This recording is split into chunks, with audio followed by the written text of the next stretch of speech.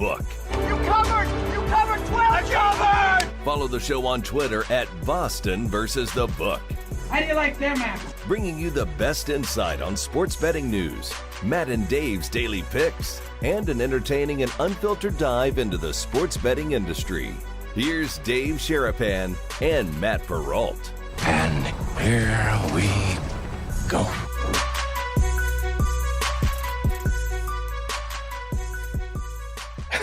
It is going to be like drinking out of a fire hose today, boys and girls. What is up? Welcome to a Monday episode of the Bostonian versus the book. Dave Sharapan, Matt Perrault. NFL legal tampering period has begun. I got my cell phone ready like all the NFL Network people. They're all running off the set, talking to agents and whatever the heck's going on. We have offensive linemen, defensive linemen rolling around, everyone running. NFL legal tampering period is the best oxymoron in sports. Oh, right. Yeah. How are you on this Monday, my friend? We got a lot to get to. Stucky from the Action Network will join us here in 30 minutes. Yep. No, I'm good. Couple things right off the bat. One, you looking down like this and then looking up right when the show starts is one of my favorite things that you do every single day. Because I'm putting the tweet out. That's I why. know. I know. You're looking down and you're getting ready, and then boom, it's showtime. Yeah.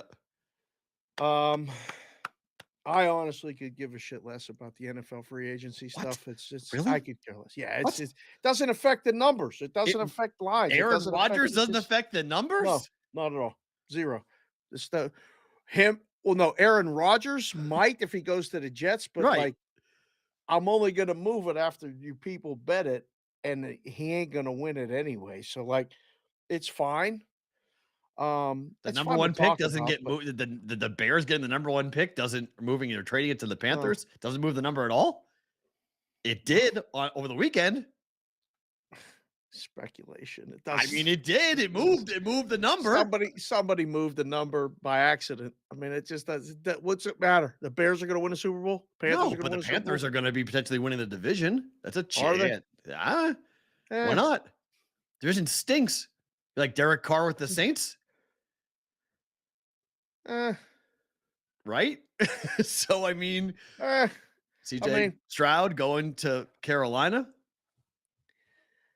That market moved. That market changed dramatically. What changed dramatically? That CJ Stroud at the time before the trade was plus money to go number one. At one point, he was plus 400 to go number one.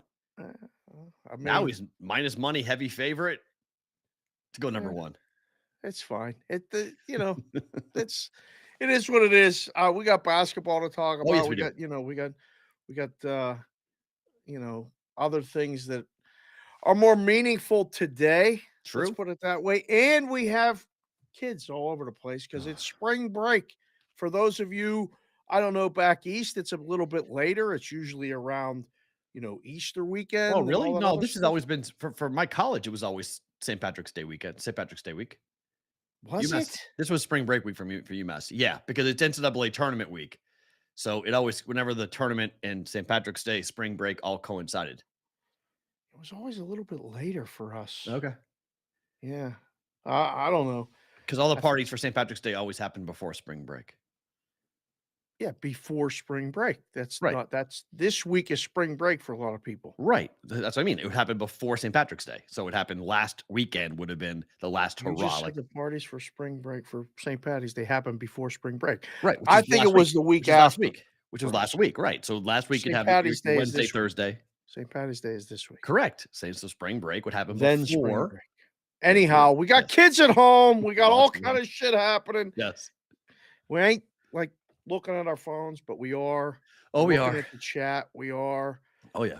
There's a lot of people just showed up right now. Welcome, everybody, hi guys. to the chat. Yeah. Happy to see you. Thanks for being here. Okay. So before we get to the day, which is obviously going to be a ton of basketball, recap to Saturday. If you guys haven't gone and watched the show or haven't gone and watched our interview with former MMA, I guess current MMA, but boxing now, bare knuckle fighter, Luke Rockhold, who stopped by for 20 minutes, who gave an incredibly fun interview with Dave and I from the Virgin's Hotels Las Vegas, thanks to Betfred Sportsbook to having us be there. some pictures that are up from the event. It was a really fun event. And Full Luke, photo credit goes to Matt Farra there. yes, Producer he Farra does. took pictures of us while we were talking and listening. He was there taking pictures. Those pictures are They're good. unbelievable. Yeah, they're really good. So if you haven't gone back, go to our YouTube channel at Boston versus the book. Subscribe to it while you're there, by the way. Help us get that number. We got to get to 1,000. We need to get to 1,000 subs. Things change for YouTube and get to 1,000 Oh, subs. that's right. That's the number. We got to Yeah. get to 1,000 subs. Yeah. So we're a little ways away from it, but we're not horribly. We're within Right. striking distance of getting there. So if you guys Yeah. can help us go there to the YouTube channel and at Boston versus the book to search it on YouTube and then subscribe to the YouTube channel, we would be very appreciative. But there you can watch the interview with Luke, who I think said some things that were pretty interesting. I mean, I've heard fighters talk about line movement before, but I haven't heard a former champion say that it got into his head and that being such a big favorite against Michael Bisping the second time he fought him really messed with him. And he was feeling like he had pressure on him to do more than just win the fight. Did that surprise you? Well, the way I phrased the question to him was about the dog line.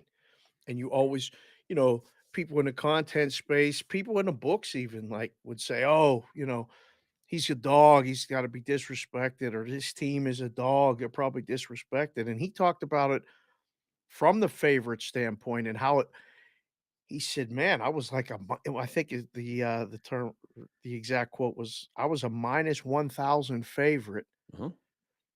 So I felt like I had to do more. And I was like, huh, that's an interesting way, but an honest way of saying I'm supposed to kick his ass and I better do it in a way that's more than just a decision. And he got careless and lost the fight. Like, because he felt that put it on himself. Man, they think I'm supposed to be such a big favorite. I can't just win. We think about backdoor covers and all these other things. I was That was the thing I took away most was when he said that. But I mean, he said a lot of stuff. He did. That was a fun ass interview. It was impressive. Sorry for the animals if you guys are hearing the Uh-oh. craziness. People, this is spring break and children are told not to knock on doors when you're doing shows, and children knock on doors during spring break because they Go have ahead, go nothing tell her. else to do. Go ahead. I got it. Go ahead. All right, go Yeah, go yeah, do yeah, go go ahead, do go full ahead. strength. Hold on, I'll be right back. That's fine. Yeah. Did you guys see his face right there? He was gonna blow. So we had to just calm this down. This is one of those things that we're all dealing with in spring break. So he's gonna come back so mad. This is actually pretty good. We'll remind him that it's just a show. Everybody's here. Anyhow, the Luke Rockhold interview was excellent. The whole show was really unique in that we were in the lobby of the Virgin Hotel doing the show. We had dogs barking in the background there, though, too. Like, we can't get away from the damn dogs. There was a pit bull that ran by us. It looked like it was going to eat someone in the lobby. Looked like it was going to go after somebody. And then there was another dog that went by.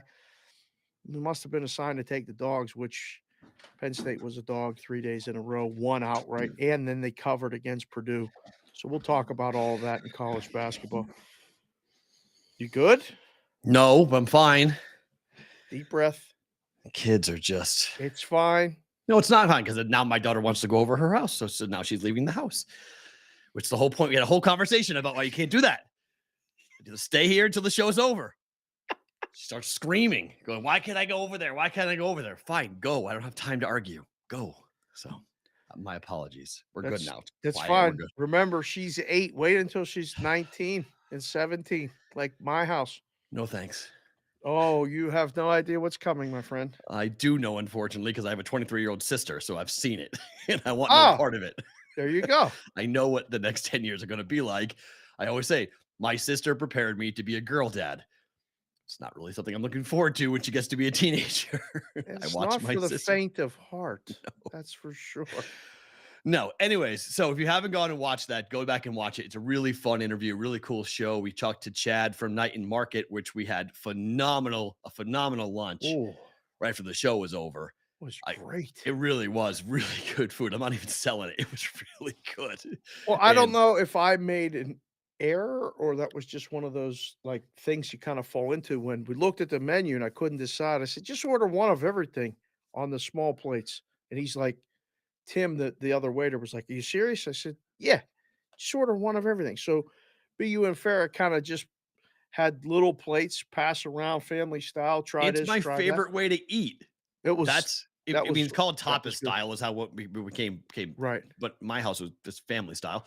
right. I prefer to eat like that. I love having like 5, 6 different things on the table and just nibbling on all of them versus just having like my meal versus your meal versus somebody else's meal. That's how I prefer to eat every meal like that. It's just more, I don't know, I'm Italian, so that's just kind of it's very similar to how I grew up, so I I like didn't it a know lot. no other way. Right. Yeah, I mean, me neither. That's That's the just how it way was. it, Yeah. like yeah, well, I mean, we had 7 people at the table every night. My mom was just like, "Put it on a table, eat it Yep. however you want, and that's it." Like, and that's all I'm making. So, yeah, it was good.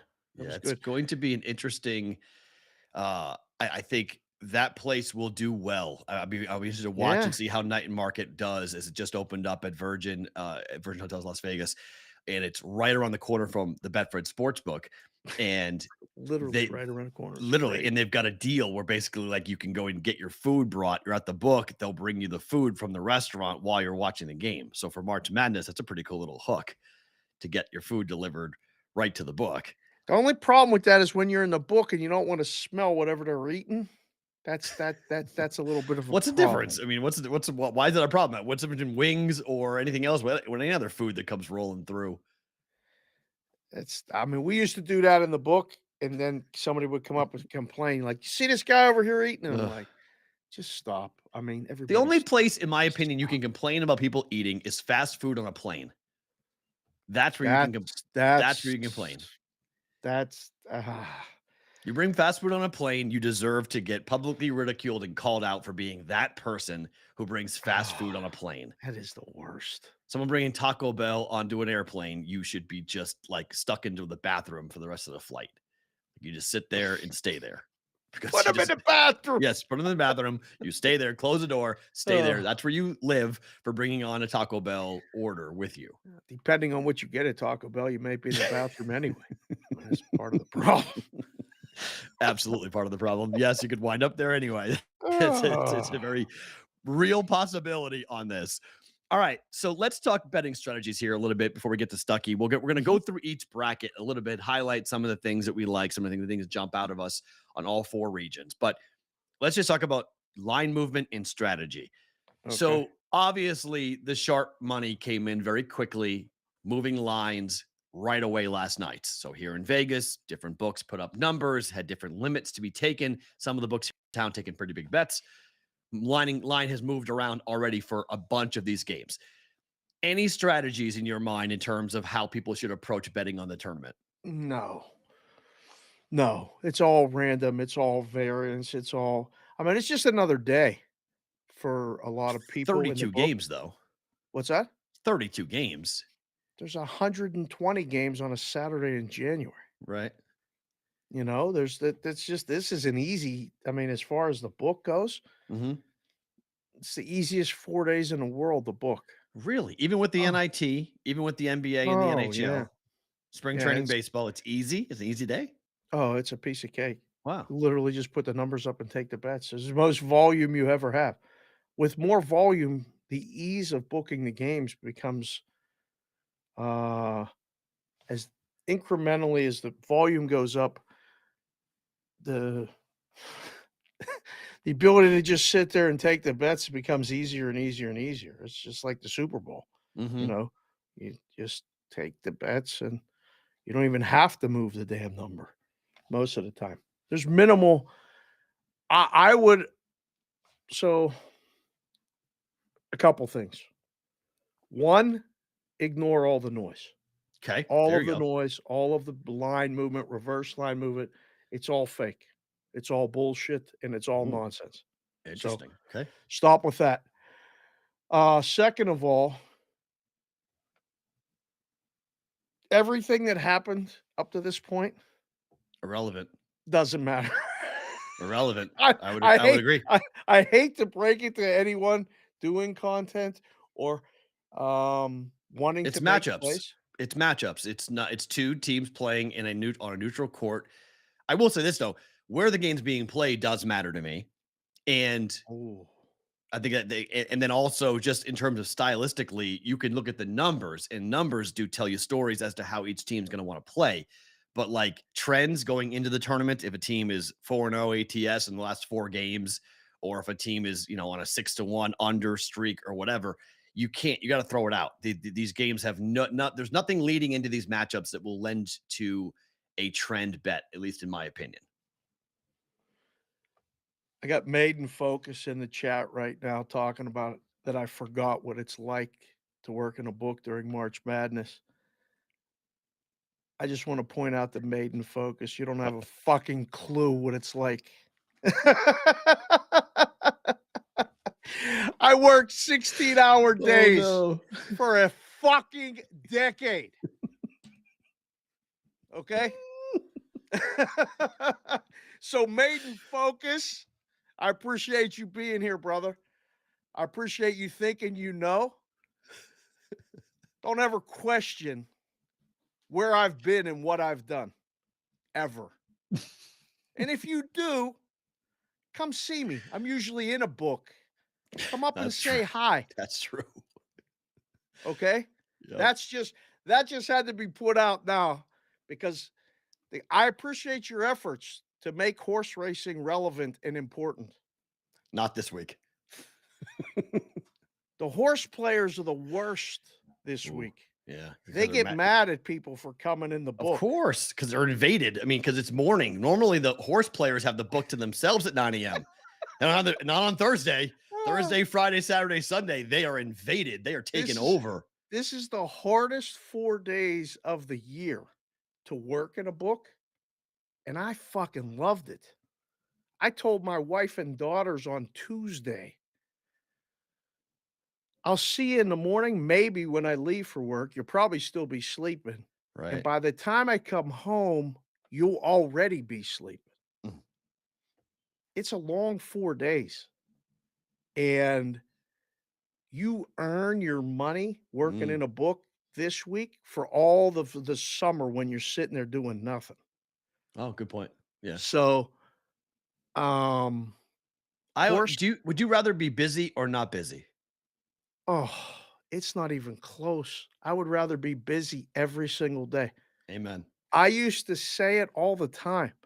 Being bored was the death of you working in a casino or a book. Anywhere, in anything, at a restaurant, At a anything. retail Yeah. store Bored. is the Not doing worst. anything and sitting there watching the clock is the single worst. I used to, when I was working, I'd want to have my hair on fire. I'd want to go and look up and go, oh my gosh, I've been here 8 hours and have no idea where the time went. That's how I loved my shifts, whatever I was doing. That's how The I hated best. being bored. Bored that's the Oh. worst when it's just in the middle of the book. I mean, the summertime, I can imagine, like on August 2nd, sitting there and all you got is baseball games and maybe some preseason football, futures being bet or something. But Next week is one of the hardest weeks to work why? because you're so busy this week and the book has such life. Life. Like it is so much fun. There's people from all over the world here this week. Yeah. And you see people that you haven't seen in a year. You're visiting, you're writing tickets, you're taking money, it's nonstop action, the games are fun. And then you come to work on Monday next week after everybody's gone.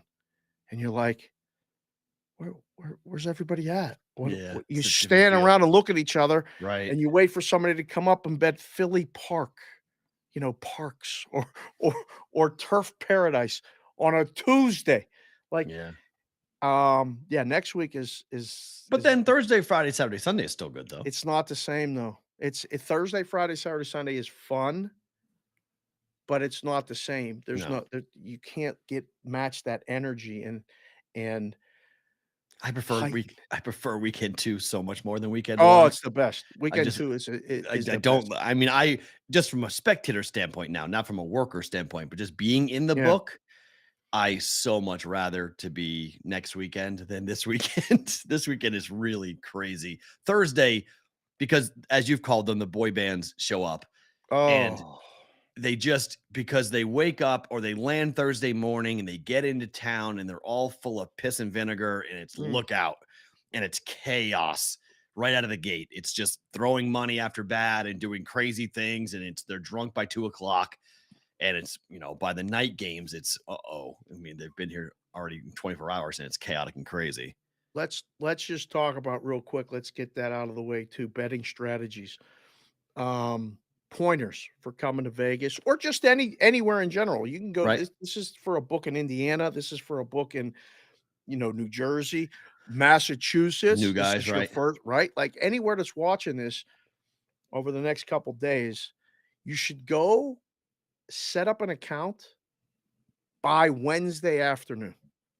All right. It starts to get really busy, and you bury the supervisor Wednesday night if you're trying to set up accounts and stuff. You should do all of this ideally today and tomorrow, Monday and Tuesday, because you can move around freely. There's not anyone in the book. A lot of people are taking time off because they're working the next 5 days straight, basically living at the book. Set up accounts, do all that stuff. Multiple Don't books, by the way. Multiple books. Have at least 2 outs, preferably 3 to 4.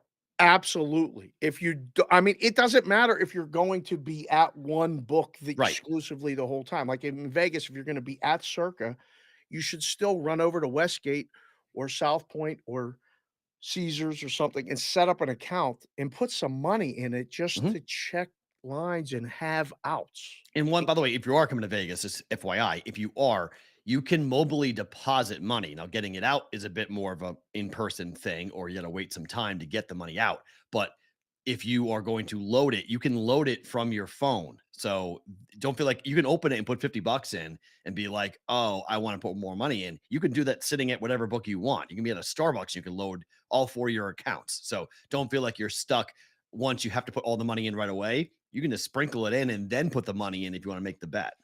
I would recommend doing, I mean, 100% do that. Open up accounts, multiple accounts, and fund them with something. So you Mhm. don't have to do it new ever Yep. during the week. Like Thursday, if you haven't already reserved a seat, Oh, okay, this week, coming in Thursday, going, do you have any seats available? Don't even waste your time. yeah. Okay. Follow Matt, follow myself, ask questions that way. We can try to help you away from the strip, but all the strip stuff is probably sold out, Last already month. taken care of. Last month. And yeah, and if you think about it, um, do it on Monday or Tuesday and ask if there's any seats available and have cash in hand. Mm. You can buy a seat. Cash works great in Vegas. And 3, tip every person that you encounter while you're here and watch your world open up. I'm telling you. And again, It's going talking away because what is so important, what Dave is saying, if you check in at certain strip casinos, you don't talk to a person maybe till you get to the window. Okay. It's all automated. Everything is going to automation. So if you are interacting with a human being and tipping that human being, they can open up the doors to all sorts of things that computers can't. absolutely. And if you don't know, if you're thinking tip a dollar, tip 2. If you're Mm. thinking tip 2, tip 5.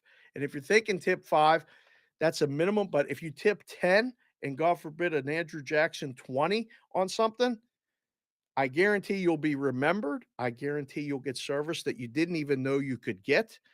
And if things go bad, you'll be the first one they want to help. So just keep that in mind. This place still cash is king Yes. and service is appreciated by people who tip. You will Because be remember, I mean, a lot of people know the $20 at check-in, $20 between your ID and your credit card thing. I've done it. Everyone does it. That's going away. So it like the is. tipping, you're not talking to a human being when you're checking in. Mm, They're giving you a room rate. So those upgrades aren't going to be done the same way. So that's going to be a different bartending. Now it's being done at certain books, being done by computers, not being done by human beings. So you're not tipping the bartender the same way. So like the interaction of tipping with a human, a lot of people have been, I think they just forget. It sort of gets out of their system because they're not dealing with human beings. And it's a great reminder that when you are dealing with a human being, tipping them, and I'm talking like anyone from a valet guy, which is normal, to a server, which is normal, to somebody who may be just helping you out. Okay. I've seen you tip people for directions. You give them tips. So like you just go ahead and break them off something small. That goes a long way. And carrying cash in Vegas, I can't stress that enough, that just carry cash in Vegas. Not enough that you get mugged and you're worried about it, but don't play the line of, oh man, I don't have any cash on me. Like, coming to Vegas, don't be that guy. Like, make sure you've got at least a couple $100 in cash on you. To just have it be your tip money. Just say, hey, it's $200 I'm going to give out while I'm here, just as your tip money, and then charge everything else. And there's change machines all over casinos, all over the place. 20s turns into 4 5s or 3 5s and 5 1s. You can always have denominations on you. Like I try to teach the kids this. Speaking of kids, it looks like Kendall's in the chat. What's up? Yeah, I think she's in the chat. She's going to keep an eye on us today. Yeah, we got JJ in the chat. Man, make sure you tip your valet.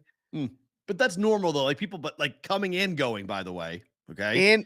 In gets you remembered, out gets you service the next time you come. And you never know when you're going in and when you're going out. Ask the valet guys not just what they like in the games, because we got valet guys that actually might have an opinion or two about the games. Ask the valet guys everything. Where do you go eat? Restaurants, yeah. Right? Show tickets. What they all have guys. They all have people to help. Everybody's got a guy. The valet guy's got multiple guys. Yeah. If you can talk and if you're comfortable having that conversation, which hopefully you would be, giving them $20, giving them $10, whatever it might be that you break off. The more you tip, the more they'll tell. Just understand that. There's definitely maybe. Yeah. Sometimes there's other guys that'll set you up for failure too. Just $1 to $10 is going to get you more. Tipping them a buck or tipping them a 10. They'll stop and talk to you for a couple seconds. There's no singles. It's always a minimum. Just guys, like the dollar in, dollar out. Don't get labeled that guy. Oh, girls. It's a deuces every time. Just do 5. That's fine too. That's fine. But some people don't like that. I'm not spending anyone else's money. The other thing is to I don't think you can get caught up like with favorites aren't a bad thing to bet, at least on Thursday and Friday. Like you'll hear a lot, everything we're trained, we talk about during the season, during other seasons is like, oh, you can't lay points. Oh, it's too chalky. It's the public side. All of that stuff out the window.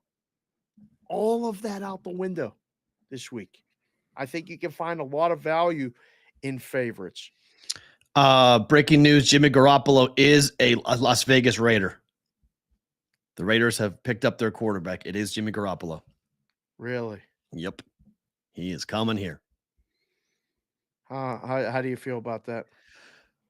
How do I feel about that? Sounds like me at the beginning of the show. He steps in and knows the offense inside and out. They will be rolling him out a lot more.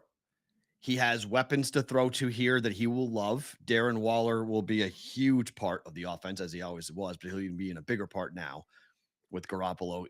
Jimmy loves throwing between the numbers. Jimmy Garoppolo outside the numbers is the problem. It's why the Raiders are going to have to figure out what to do with Devontae Adams, because he's an outside the number guy. So that's the one issue with Jimmy Garoppolo's arm strength, is he does not push the ball down the field the same way, but close the door on Aaron Rodgers coming here. So now it's literally the Packers, the Jets, or retirement. Most people say it's going to be the Jets for Aaron Rodgers, which would be crazy if it happens, but I still think him walking away is a large possibility and probably the favorite in the clubhouse for me. I think he's going to Miami.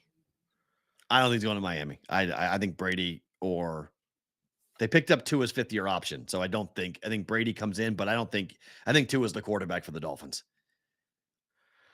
Man, oh man. I hope he goes to Miami. I guess he ain't coming here. No, door is closed. Aaron Rodgers will not be reunited with Devontae Adams. So that's why that's news with Jimmy Garoppolo. So we'll get to more football a little bit later on. Okay, so let's talk a bit about the brackets here. Okay. So we'll start with the South. Alabama is the number 1 seed overall here. The 2 seed in this bracket is Arizona. The 3 seed is Baylor. The 4th seed is Virginia. Do you That's a hard bracket, no? It is. So that's what my first question is. Alabama is the 1 seed. They're playing in Birmingham, so you got to like them all the way to the Sweet 16. But when they get there, they're going to run into some pretty tough teams, and they may play Arizona for the chance to go to Houston in the Final Four. Do you foresee Alabama coming out of this bracket? I haven't even looked at a bracket yet to be perfectly fair. I think Alabama is the best chance of a 1 seed of getting to the Final Four. I would agree with you. I've looked at. I would agree with you. I think that they have the best seed to be the 1 seed that wins it all.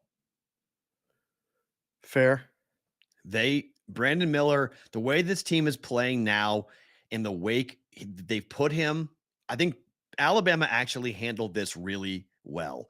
It's a very big controversy. Nate Oates said some really dumb things, but they put him on the podium in Nashville in front of SEC media. So he's answered all the questions already. So when they go to the NCAA media, when they go to the national media, and it's in Birmingham, so it's still going to be somewhat friendly, but they can just say, hey guys, we already answered it last week. We're not talking about it anymore. We're done. We've moved past it. That's all in the past. Do you think anyone's even going to ask? 100%. There's no debate in my mind. You're going to get national media people who want questions answered. 100%. I'll be surprised. They tried that line. I don't even think there may be one answer or one question or two, and that's it. They tried that line earlier in the year where it was like, we're not going to answer anything except on basketball terms, nothing else besides the game. Yeah, they changed that in Nashville when they went to the SEC championship, and they said, all right, go ahead. You can get your questions, ask all the questions you need to have answered. Go ahead and ask now. And now going to the NCAA tournament, they're not going to have to deal with that. Maybe at the Final Four, he might get those questions again. Maybe. But for right now, I think he's going to be left alone, and they can just focus on basketball. And the rest of the conference. Were you impressed with the Big Ten? No. Okay. No. Okay. I mean, Penn State had a nice week. That was fun. And they almost snuck by Purdue at the end of that game. I mean, they had a shot to win the game. It was crazy after not even being closer within covering range for pretty much the majority of the second half. World-class cover choke by Purdue. Wow, right? World class. Like if you're laying 7.5 in that game and you watch the end. Well, how about the open was 5.5? I mean, if you're laying every number got killed with a 2-point win. I mean, money line came in by Purdue, but that's it. I mean, there were some really rough games, some rough losses. College basketball betting over the last 5 days has been. If it's a precursor for things to come, the books are going to be very happy in a couple of days. Yeah. It's funny though, because I thought we had a lot of sides that seemed obvious to us just talking about it. Mm-hmm. It may have been the opposite of the majority, but that's okay. I think this week, again, historically, Thursday, Friday go to the bettors. Mm-hmm. And then the weekend goes to the champs. I mean, to the books. Freudian slip. There's a Freudian slip. And it leaves a lot of people going home on Sunday going, God, how do they know? Or how do they this? They don't know. It's just a matter of the quick turnaround and the perceptions. Do you remember Men in Black? Of course. It was called I believe it was called a nebulizer. Zit, the forget thing. Yep. Forget everything you just saw this week going into this upcoming week. Forget it all. Yep. Doesn't matter. Just look at the numbers. Purdue is the number 1 seed in the East. According Right? to how they put this together, Purdue is the 4th number 1 seed. They are ranked 4th on the pecking order. So they're the lowest of the 4 number 1 seeds. Who determines that? The committee. They rank it. That's how they do it. They go 1 to 68, and then that's how they schedule the games.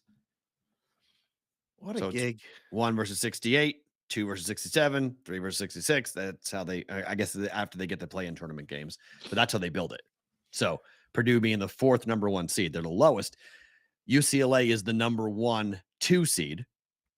So 4-5, Purdue 4, UCLA 5 Okay. on this. They've got talk about tough brackets. Purdue's bracket, I'm going to be very curious because Who's the 2, 3, 4 there? Marquette's the 2, Kansas Tough. State's the 3, Tennessee's the 4.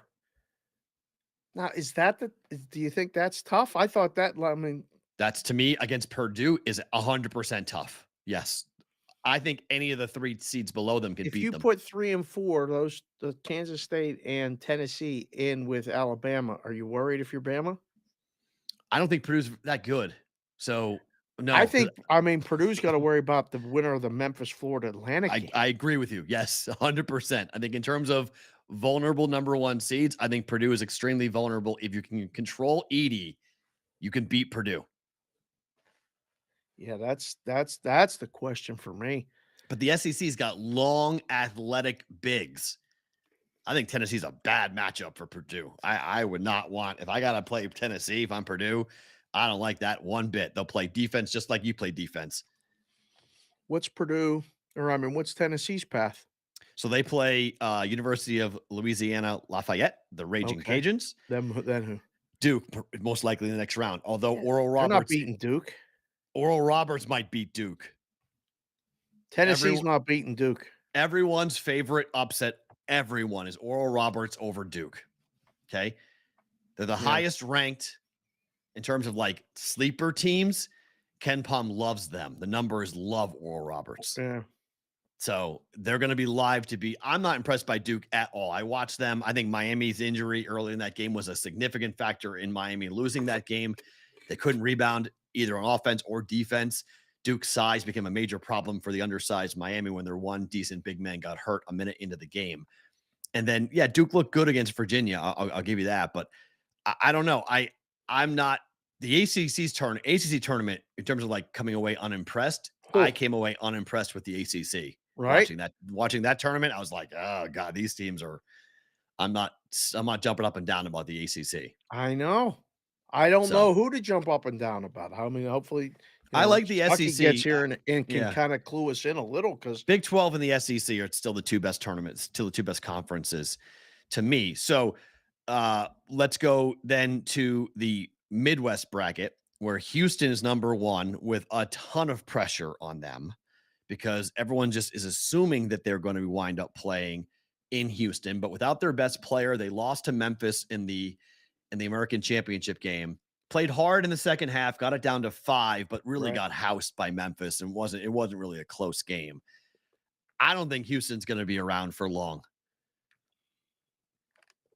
Who's the 2, 3, 4 in that bracket? So, I'm more worried about them actually, forget the 2, 3, 4. Like, I don't know if they get past Auburn. I think Auburn beats Iowa, and I think Auburn can beat Houston. Yeah, you were adamant last night while we were talking. I loved the line. I'm dying laughing. The line movement is hysterical funny. It was pick, then it went to -1, and now it's back to pick at Circa for Auburn. And I'm like, guys, the game's in Birmingham, and Iowa can't shoot out of the state of Iowa. You take that team out of the state, yeah, fine. Rutgers and Indiana are anomalies to me. Those are fluke games. Historically, this season, this team can't shoot away from home, and Auburn's got one of the best 3-point defenses in the entire country. I think Auburn runs through Iowa.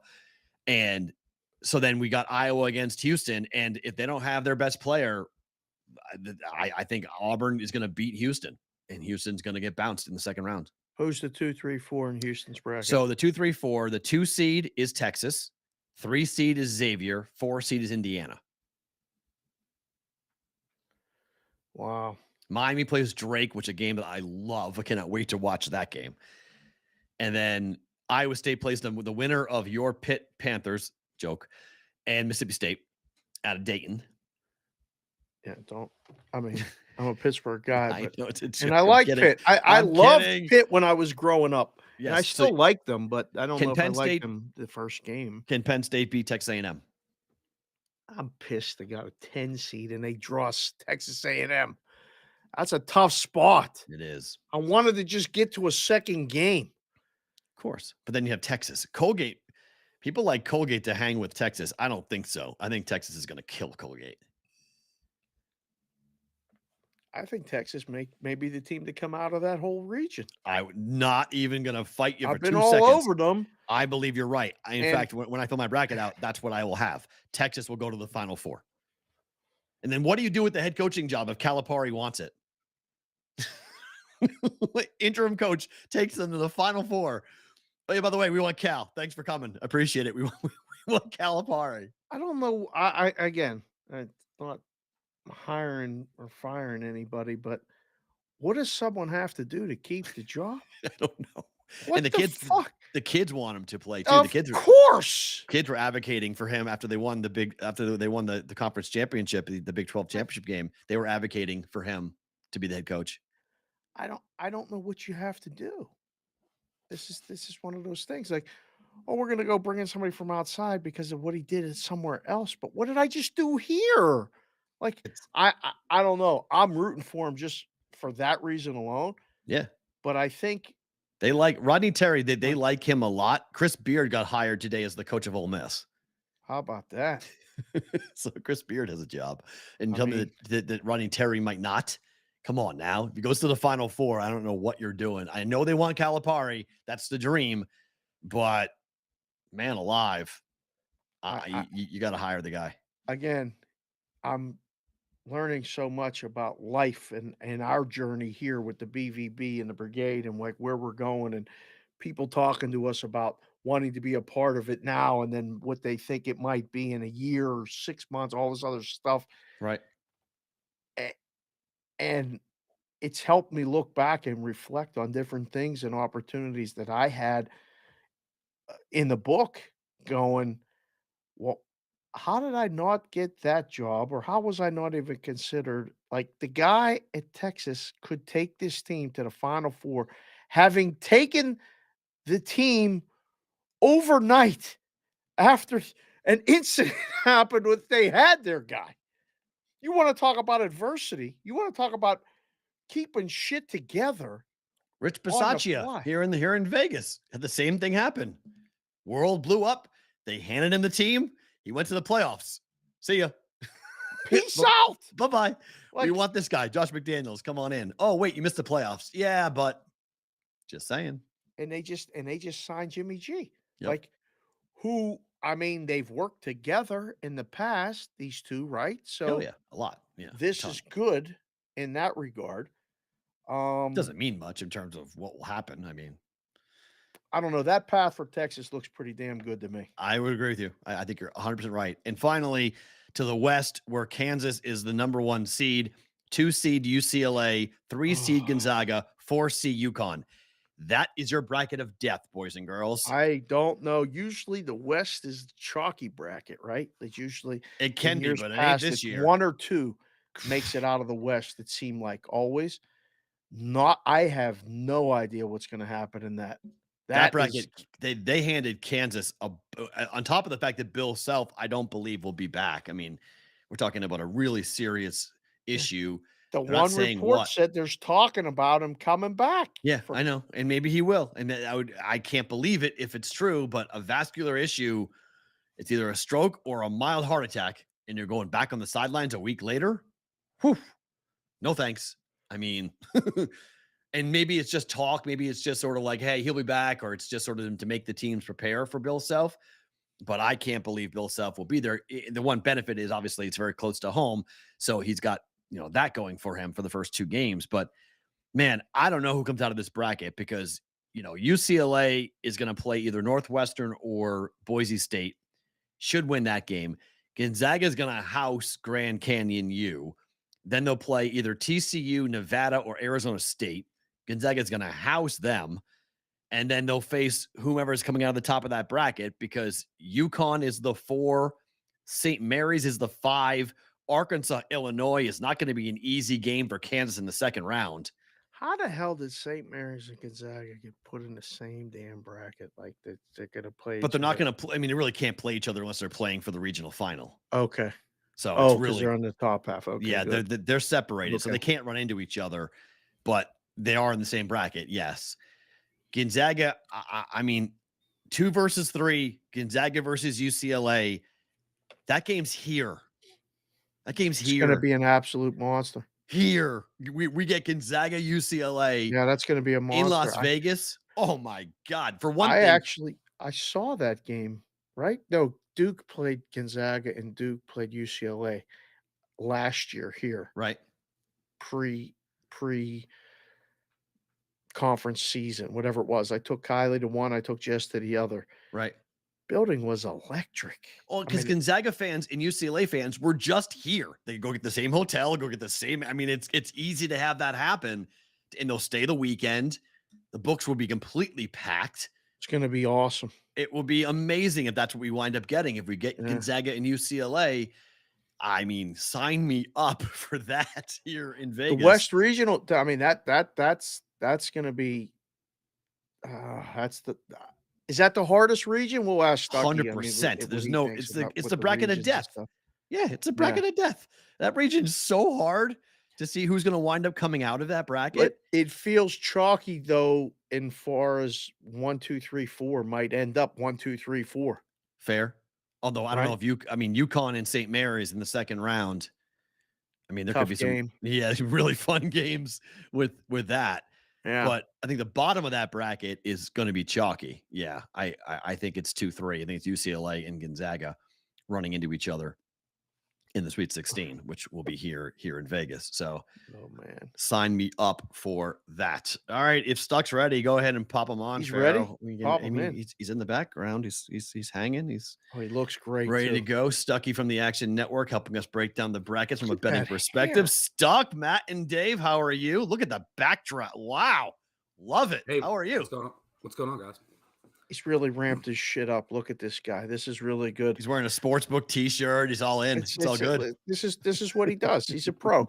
Stucky, you've been doing 24 hours of college basketball analysis and talk and all this other shit. I'm just gonna ask you point blank, who's winning this fucking thing?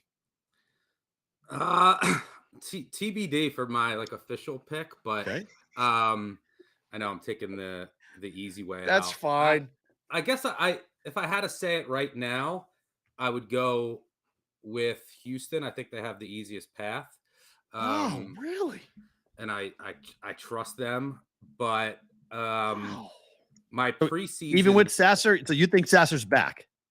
Yeah, I mean, he might not be back. He's probable as of right now. They might not play him on what I think they play Thursday. Round Thursday 1, or Friday. Yeah. I don't even know.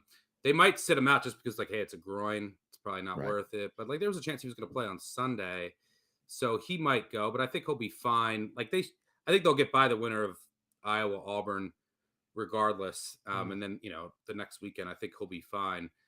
But and I actually do like Houston in that first game. I'm trying to wait for the bottom of the market. Because if Sasser gets announced out, then the line will come down. If he gets positive news, it might come up. But Houston's really good in this spot as a big favorite.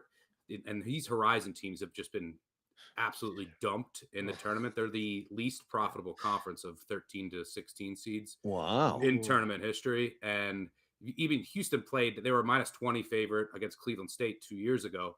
Another team who just gives up tons of offensive rebounds. They play zone, and Houston beat them by 31. They were up by 50 at one point. Houston should get, and it's going to be a really slow-paced game, which makes it tough because these are two of the slowest teams in the country. So possessions won't be there, but Houston should if they're missing shots, they're going to get every single offensive rebound in this game. So it'll just be a layup line, which will make it very tough for Northern Kentucky. But my pick before the season was TCU. So I might just stubbornly, it was my only preseason future, I think 80 to 1. I might stubbornly stick with them, but they lost Eddie Lampkin, who was pretty important to their team.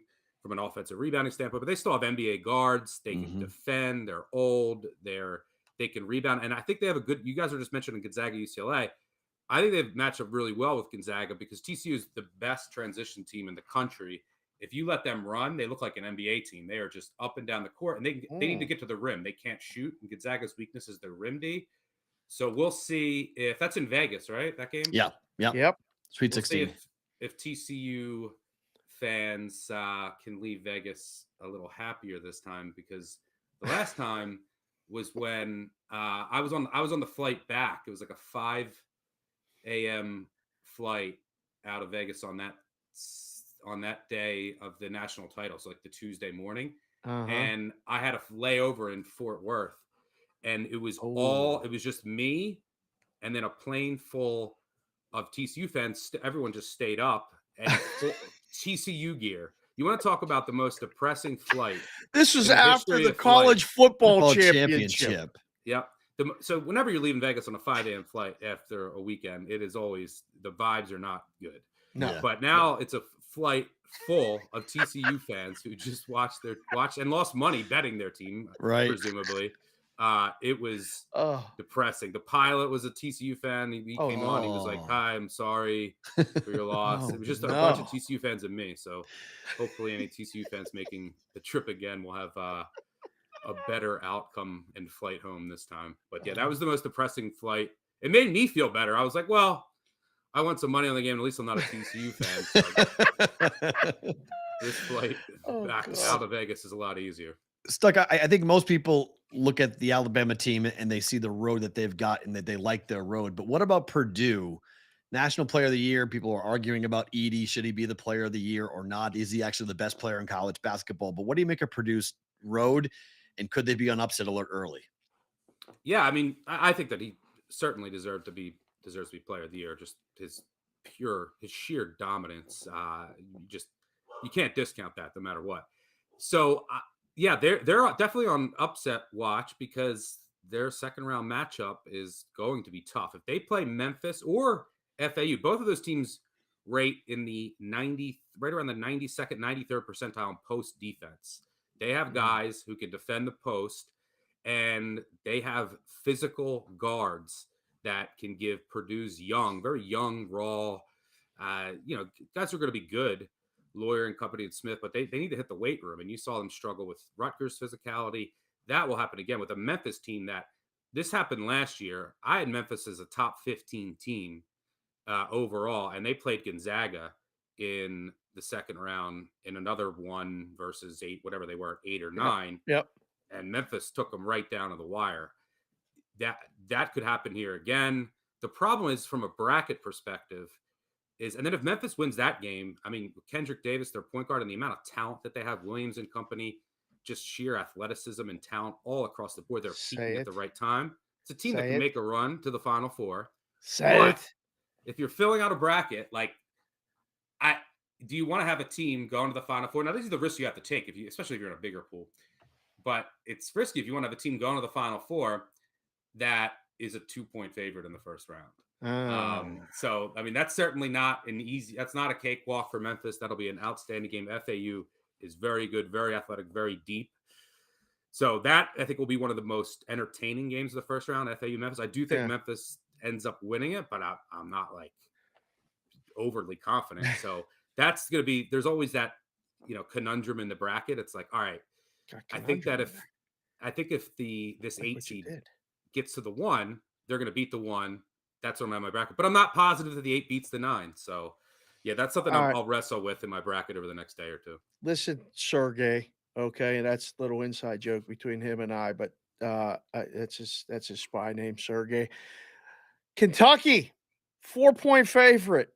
I mean, you obviously have a self-interest in Kentucky, because you need to get the whole weekend extended for the joints and stuff back there. But Kentucky -4 against Providence. We got a lot of people on the show in the brigade that watch the show that have listened to us try to make a case for Providence. Not this year. On Providence. Not this year. This is going to be bad for Providence, is it not? I have no idea. I have no idea what to. I mean, this Providence team's been sinking fast. Analytically, they just don't look great, and No. they almost missed the tournament. But they have Ed Cooley's great as an underdog historically. Bryce Hopkins, Kentucky transfer. Bryce Hopkins revenge game. A lot of people say he's super talented, and you just never know what you're going to get with this Kentucky team. They're super talented. They forget to defend sometimes.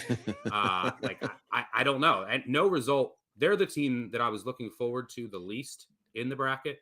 Oh, And it turned out that way, because it wouldn't surprise me if they made a run to the Final Four. It wouldn't surprise me if they lost to Providence on Friday night. I really hope that they do at least win, get the Sunday. I'll have a nice, huge Sunday fun day here in Lexington, which will be an absolute zoo.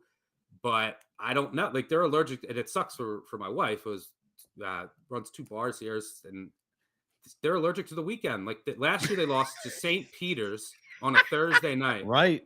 I had a couple the kids. Peacocks. Yeah. A couple kids drive here from North Carolina. They're like, I want to experience a weekend with Stucky at your bars in Lexington. And I was like, yeah, let's do it. They drove here Thursday night. By the time they got here, St. Peter's had beat Kentucky. Wow. We went out on Saturday night, and it was raining and cold, and it was St. Peter's Murray State at 8:30 at night. It was horrifying.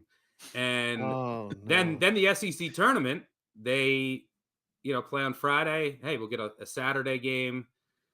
Nope, they lose to Vanderbilt. So I'm just praying, and it's just such a huge boost to the bars. Like, if Kentucky wins, it's all anyone cares about in this entire state, and especially in Lexington.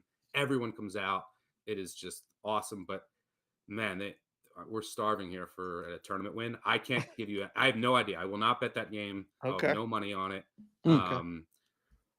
I will probably have Kentucky advancing in the bracket, but I don't feel great about it. Okay. I would never lay points to this team. They're way too inconsistent. Yeah.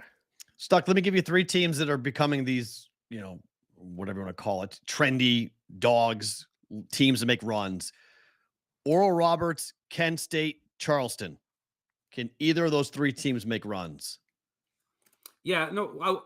A good point to remember here is that, like, teams do become trendy, like in our world, but there's like a couple people that will talk about a team on like Sunday night, and then everyone jumps on board. We live in a very small world compared to like the entire betting landscape. Yes. So you got to remember that like, just because you're seeing a bunch of people on Twitter, then everyone is, it's kind of an echo chamber in a way.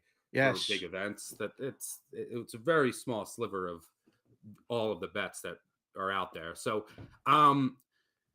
like for example, I had when the bracket came out a couple years ago, Ohio against Virginia. I was like, this is my favorite bet. I love Ohio, and it became so trendy, and Ohio won.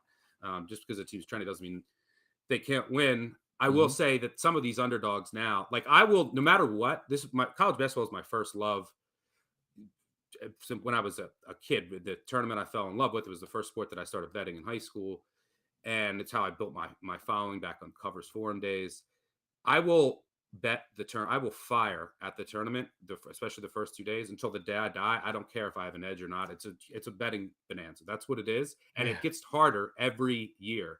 It is. The lines are so much more efficient. Yes. These underdogs. So you just look at the openers. I remember, I don't know, 6, 7 years. I mean, go back 10, 12. It's even crazier. But these openers would come out, and they'd be so bad, and then they would move astronomically. It would be all these dogs that open way too high. Now, you don't even see that much movement, and all of these dogs are so short, and my edges are so much smaller than they used to be, and I'll still find it. But I will still always bet these 2 days till I die. But some of these dogs are like, wow, Kent State's only a 4-point underdog against Indiana. 10 years ago, that's 7.5.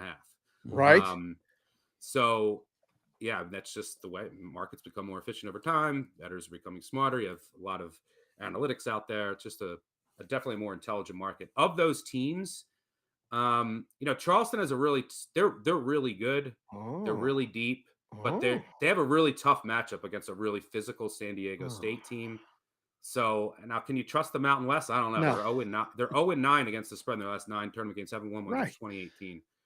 So Oral Roberts certainly can make a run. Stop. That game is going to be fascinating against Duke. Max Aceman's done it before. I think they're all Duke issues. The ACC, like, Duke has looked good lately, but the ACC is so down. They played an undermanned Virginia team, an undermanned Miami team. So yes, they're getting better, and yes, Duke's talented, and I do believe in their defensive improvement. But some of it is smoke. Like, smoke and mirrors. It's like, Yeah, look at who they yeah. played, and the ACC is very down. Mm. So we'll see how that plays out. But yeah, Oral Roberts could give them issues, and Oral Roberts' defense is actually better than the team that made a run a couple years ago. And who was the other team you mentioned? Kent State. Yeah, Kent State. It's a tough matchup for Indiana because they can defend in the post and they can match up with TJD, and they're a tough-minded, defensive, physical team. And they won't be scared. Super experienced. They have a great guard and Sincere Carey, who I think can give Indiana some issues on the perimeter. They have a guy, Malik Jacobs, lockdown defender. He can match up with a Jafina. They have guys now. The line is there's not much value at 4, but they're going to give Indiana a scare. It's a tough draw for Indiana. I actually like the team above that. That little pod is so fascinating to me. Every year you see or not every year, but a lot of years you'll see like a 12 versus a 13 in the second round. Yeah. And this could be it. You could see Drake against Kent State. Let's go. In this second round. God, he'll be in heaven if that happens. If Drake plays Kent State with an opportunity to go to the Sweet 16, I love Drake. Become a Drake How show. could you not love Drake? See, told you, Dave. I love Drake. One. Miami's big. O'Meara might not play, which huge, is huge. But Drake is Drake's the oldest team in the country. I think there's 7 guys in college basketball that are 25 or older. Drake has 3 of them. 2 of them, I thought. They have 3 or 2? 2 or 3. They have 2 of them. They have 2 of them. And they have a guard who started for Siena in 2017. Who's playing? Yes. 2017. And Darren DeVries' kid. Tucker Yep. DeVries is the player of the year in the Valley. Oh God, this has become a well coached, peaking at the right time, finally healthy. Chat's going nuts. Shout to Des Moines. You're wearing the great hat. Did you know that the last sophomore to win the Valley Player of the Year was Doug McDermott? Look at this. Love the Drake. Love the Drake. Chat's going nuts right now. D-Rock's going to the Sweet 16. Creighton is a 5-point favorite right now, 5.5 some places against NC State. Stuck. Do you believe they're that big of a number? And what the hell's going to happen with the Big East teams in this thing? Because I think they have a legitimate shot to get at least one in the Final Four, but they also have a shot to be out by the Sweet 16, almost all of them. Way to go out on a limb, Dave. I know, right? So they're either going to the Final Four or out by the Sweet 16. What do you mean? You want me to go out on a limb? I'm on a limb talking to you every day. Well, yeah, they could either go to the Final Four or be out by the Sweet 16. What are the other options? That's it. No, I meant the whole conference. Yeah, well, that's it. So, look, the Big East is Connecticut has a brutal draw. I mean, they're in the best kind of the West, which I call the best, and the East is the least. It's like they're arguably a top 10 team. What they're Did you just come up with that? Best you in have the West, least in the East. I mean, you're talking about going out on a fucking limb. Took me all night. Marquette's going to the Final Four, are they not? No. They could, but they have a tough matchup in the first round. So does Xavier. I think like 2 of the live dogs that are Vermont and Kennesaw State. If you're looking for an upset, Vermont has a ton of shooters, ton of ball handlers. They play slow, which is that's kind of the profile of a dog that you look for. They don't turn it over. And if you look at Shaka Smart, most profitable, actually, that's not true. Tim Floyd is the underdog cover goat. Wow. Over the past 30 years, Shaka Smart's number 2 most profitable coach is underdog. He's kind of he reminds me like Mike Tomlin. Like his teams thrive on energy. And when they're like in the underdog role, they come out and they're just so intense on defense. But as a favorite, out of 850 coaches over the past 25 years, he's the 3rd least profitable as a double-digit favorite. He's 40-63. So, that's kind of like Tomlin against the spread. So, yeah, I think Vermont is potentially live. Kennesaw State has the offense to hang. Iona's defensive pressure could give UConn issues, but I think UConn eventually will have too much size in that matchup. Right. So they have some intriguing. I think one of them is going to slip up in the first round. Oh. But I think Marquette. It's not Creighton, is it? No, I actually like the matchup for Creighton in the first round. They're playing NC State. They're playing an NC State team that can't defend, and their big man NC State's not going to get Kalkbrenner moving. And if you can get him moving, that's when you can get Creighton's defense. But there's a big. But I mean, we're talking. It looks like the letter of 10. We have a very round big man and a very thin 7-footer. That matchup's going to be so fun to watch. Weight discrepancy is like literally 300 pounds to 200 pounds. It's like 100-pound weight difference between the bigs and NC State and Creighton. Yeah, NC State is a kid, Terquavion Smith, who could just go bonkers from three. If he's hot, he can go for 35, which could always happen. But NC State can't defend Creighton. They want to press. They press about a third of the time, one of the highest rates in the country. Creighton grades out 99 percentile against the press. They have too many ball hitters. It's a bad idea. Can't press them. So I think it's a bad matchup for NC State. I would look at Creighton there, and I safely have them advancing the first round. And they can certainly make if it's Baylor in the second round, though, Stuck, I'm a Creighton guy, so I've looked at the draw. I think Baylor could get passed into the second round. I know they maybe get tested a bit, but isn't it a horrible matchup for the Jays? If the NC State's a good matchup, isn't Baylor a horrible matchup for Creighton? Yeah, I mean, there's something off with this Baylor team. Now, look, they have the pedigree and they have the guards, which plays in March. And this is a team that, won it all a couple years ago. And they have some guys on that team that did. And guards play in March. But they're like, if you look at their defensive metrics, they jump off the page. There's something wrong there. They can't defend at the rim. And their defense is just so out of sorts, which is not what you want against Creighton. Mm-hmm. So, yeah, Baylor, I look for certain teams that have like red flags. Like if you look at some of their, adjusted offensive or defensive efficiency, and if a team like Baylor, I think is outside the top 100, that's a red flag. Like the Iowa defense always ends up biting them in the first round in the tournament again, probably will this year. But there's certain teams that have, some of the offenses out there are really poor, which you just can't have a fatal flaw. And that might be Baylor. So, Creighton might be able to I think Creighton's going to get by Baylor. Whoa, I love it. Sweet 16. God. Let's go. Goodness gracious.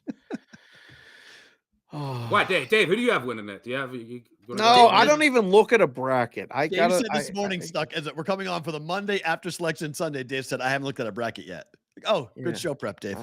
I didn't look at a bracket. I never do. I always look at the odds and stuff. I like Texas, Stuck. Yeah, I think Texas has been one of the best teams all season. And I think the Big 12 comparatively, quantitatively, whatever it is deeper. So I think they've played more games against upper level opponents. And I like their setup in their bracket. So Texas has been a team that I've been kind of sneaky, just been on and on and on. I loved them Saturday against Kansas. Am I wrong in thinking that that's the team to beat out of the Big 12? Yeah, I mean, I think Texas is being slept on, and they continue to be slept on. You saw that in the Big 12 tournament. I mean, I think that they're going to get to a matchup with Houston. I think that bracket, or that region, I should say, will play out fairly chalky, or at least that's what I think. So, yeah, I think a lot of people are saying to themselves, oh, Chris Beard is not there. So they're kind of like wrote Texas off and have maintained that sentiment ever since. And Texas, look, if you look historically, teams that win it all, that have won it all over the past 20 years, like you got your adjusted offensive and defensive efficiency, the old Ken Pom formula has to be, if you add them both up, they have to be under 50. There's only a handful of teams that applies to this year, and Texas is one of them. Yes. They have the guards. They are tough. They can play in the half court, which you sometimes worry about teams that are uber reliant on getting out in transition and playing faster games, because a lot of times in the tournament, especially as we get into the later stages, these games turn into more of a half court grinder. Yes. And Texas is extremely comfortable there. They're very experienced. They can make tough shots. They're good in the post now. They have a couple guys. I mean, Dylan Dissou has been playing amazing. And, they have, if Marcus Carr is making shots, the team is damn good. Before you joined us, we were talking about it. Can you believe that? I mean, like, say they make a run at least to the Final Four. You're in Lexington. Is Cal going to go to Texas? Like, is that a legit thing? Could that actually happen if all this happens? Well, I don't know. I mean, if they make a deep run, I think maybe you have to bring Terry back. I don't know. I think Cal will have one more year with the Class S coming in. Okay. All right. That's good. If they lose in the first round the next 2 years, then he might go. But I think he's going to, regardless of what happens, he'll be back next year. Okay. I think that's how I think it'll play out. But yeah, I'm like, if you look at Texas, their path is pretty favorable. I think Xavier, who doesn't have a really key player in Zach Fremantle, they lost him. Iowa State, I'm not a believer in their offense.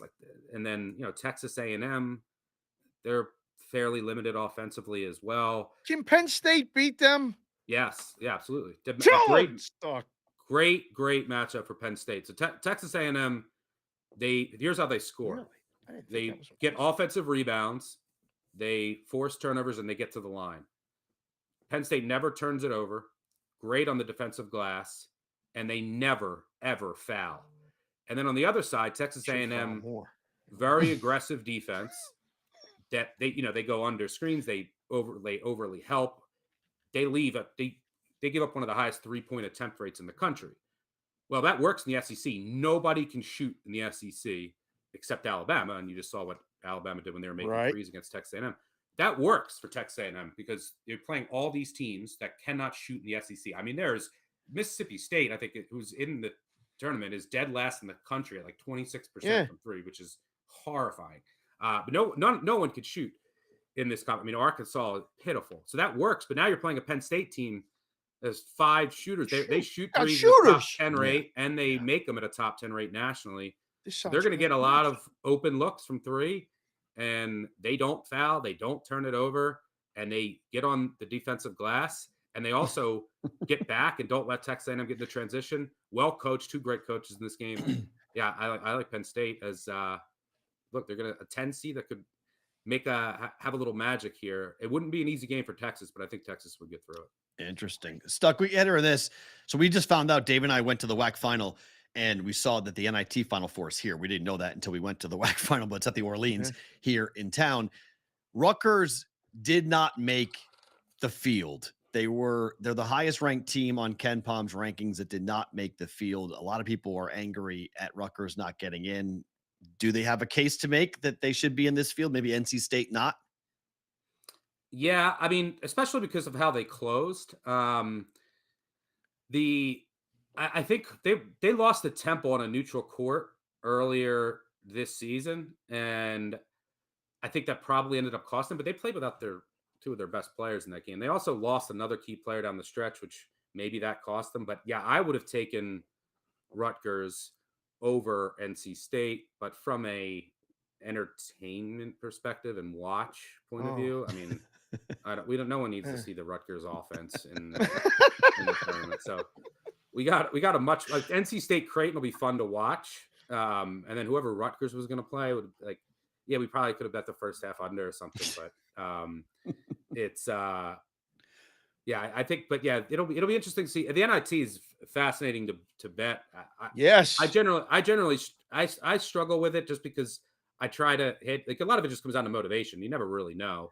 Like Rutgers, but it's still home games, Stuck. That's what a lot of people don't realize. Like the assassins that bet it, they have just better numbers. These are odd matchups, but they still have the home court stuff. I think there's advantages to betting this stuff, isn't there? Yeah, there certainly is, and it's not as visible for a better word market right now this week. Like Michigan, but Michigan, you could argue like this Michigan was really close to the tournament. Do they care? They're playing at home. They're playing a Toledo team that was a 1 seed again. The team hasn't made the tournament since the 80s, and they came up short again on Saturday. Now they're going to Michigan. The last 2 years after they failed as a 1 seed in the MAC tournament, they shit the bed in their first game in the NIT, and I think maybe the CBI.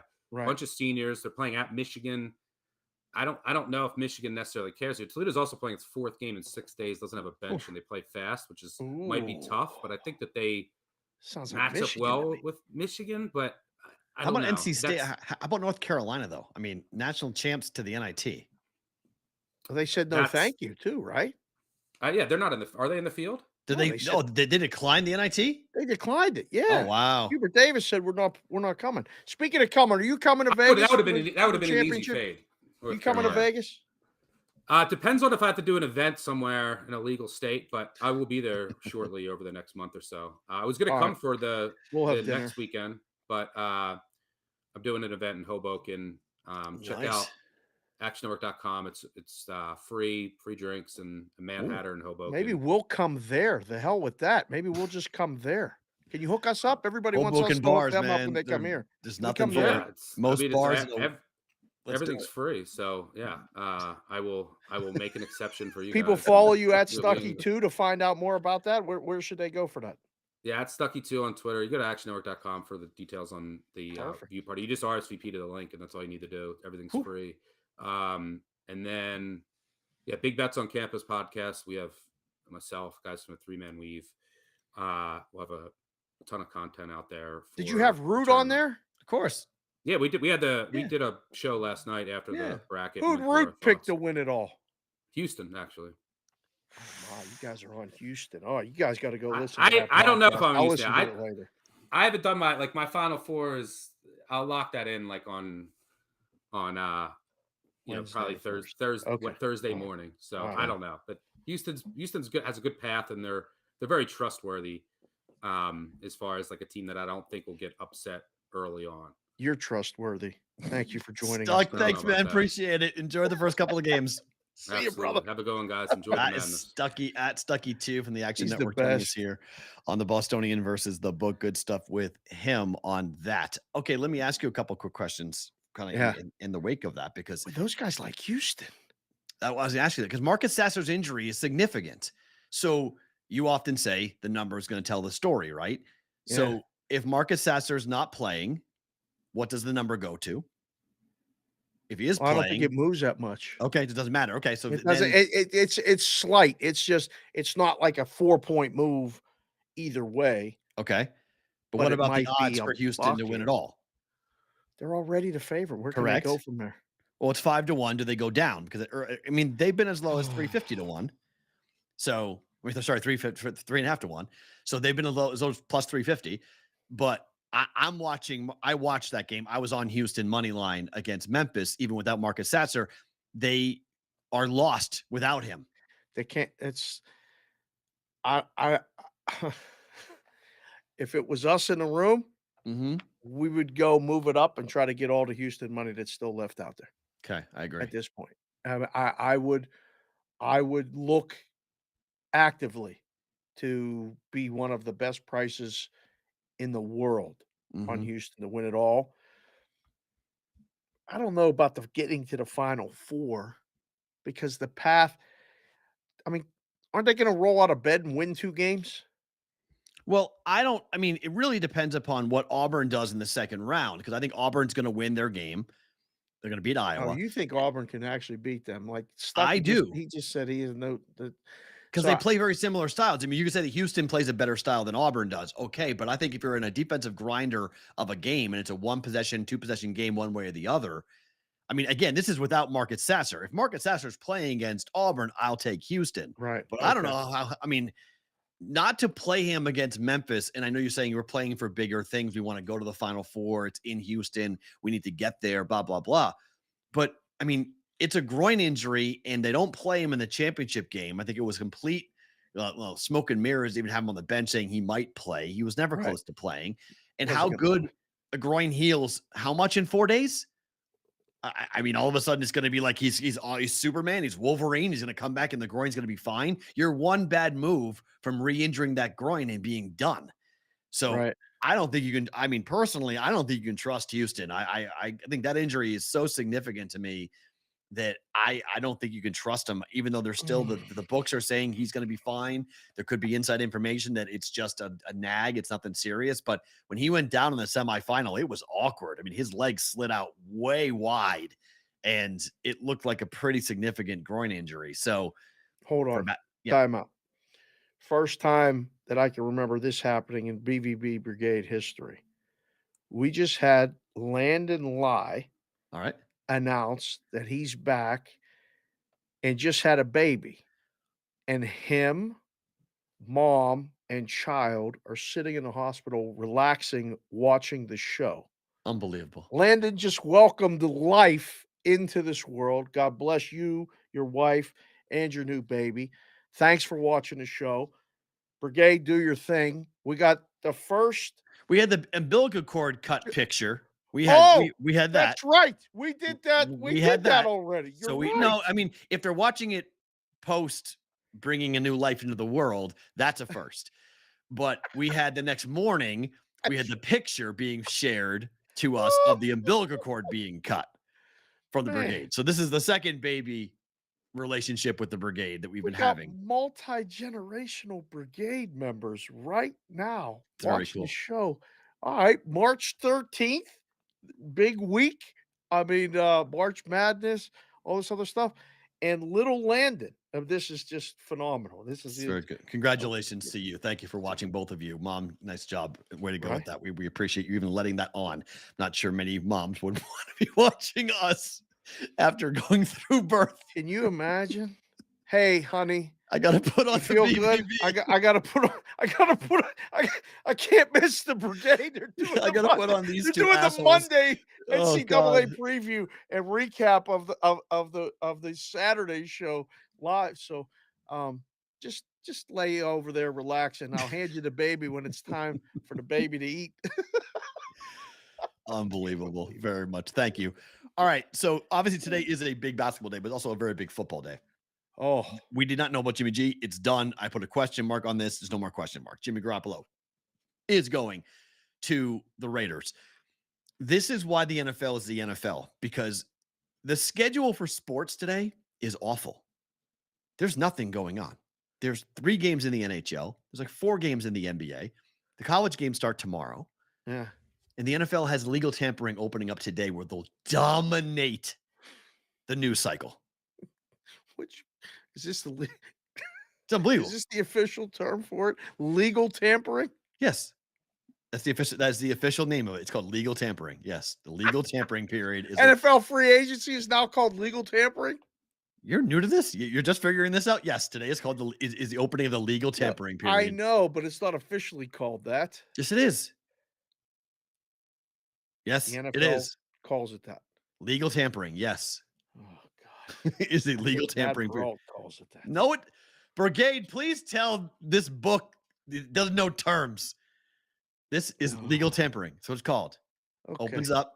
You can have all these conversations. That's why everybody wants it to go back to what it was. So you don't have this. This is because agents were cutting deals, like 5-year deals, very intricate type of, can I say that word today? Intricate words or intricate deals being done. And all of a sudden it opened up and then bam, the deal came out and they're like, wait a minute, how the hell did you guys get that deal done in 2 minutes? Because they were talking for 2 weeks ahead of time. So the NFL is trying to stop that. So they say, all right, we're going to open this up. And it's still going on because deals are getting done like that. It opens up and all of a sudden, a new defensive lineman is going to the 49ers. A new offensive lineman is going to the Broncos. Like it's wild to watch the movement that happens today. Yeah. But if you're watching quarterback movement, Garoppolo, Brock Purdy's arm better be good. That's all I got to say, Niner fans. If that UCL surgery better have taken. Yeah. Because it's Trey Lance or Brock Purdy, and you've just let a dude walk. Putting a baseball hat on at the moment. I'm thinking about deals and people talking and all kind of things. You put that thought in my head. Oh, we'll do that Get it later. out of my head. We'll do that later. I know. The This is Bears. the next Okay, rotation. this happened after we got off the air on Friday, so we didn't just to comment on Saturday. this. What's that? What was happened Saturday? Thought it was Saturday. No, it happened Friday. I thought after the show was over, and then. Oh, maybe that. Oh, the trade was Friday. The trade was Friday. Yeah, yes, it was Friday. Yes, It was a Friday trade, yes. and then Saturday. So we didn't talk about it on Saturday at all because of what happened with the fights. But the Bears give up the first pick overall to the Panthers for a massive haul. I thought so. Some people were downplaying it. They kept the 9th pick. It's not like that they got the 61st pick. They got the 9th pick, another first next year, and the Bears got a really good wideout in DJ Moore. Right. Like I thought that was a pretty good trade. Now there's talking about Carolina going to trade this pick. Have you heard this? No, I've not heard that. Oh, So yeah. Carolina might flip a pick. Yeah, might flip it. Yeah, because they haven't decided who their guy is. So why would they go to 1? Just for the capital? Just for the control of the draft? Yes, to see who really wants it and to find out who they want.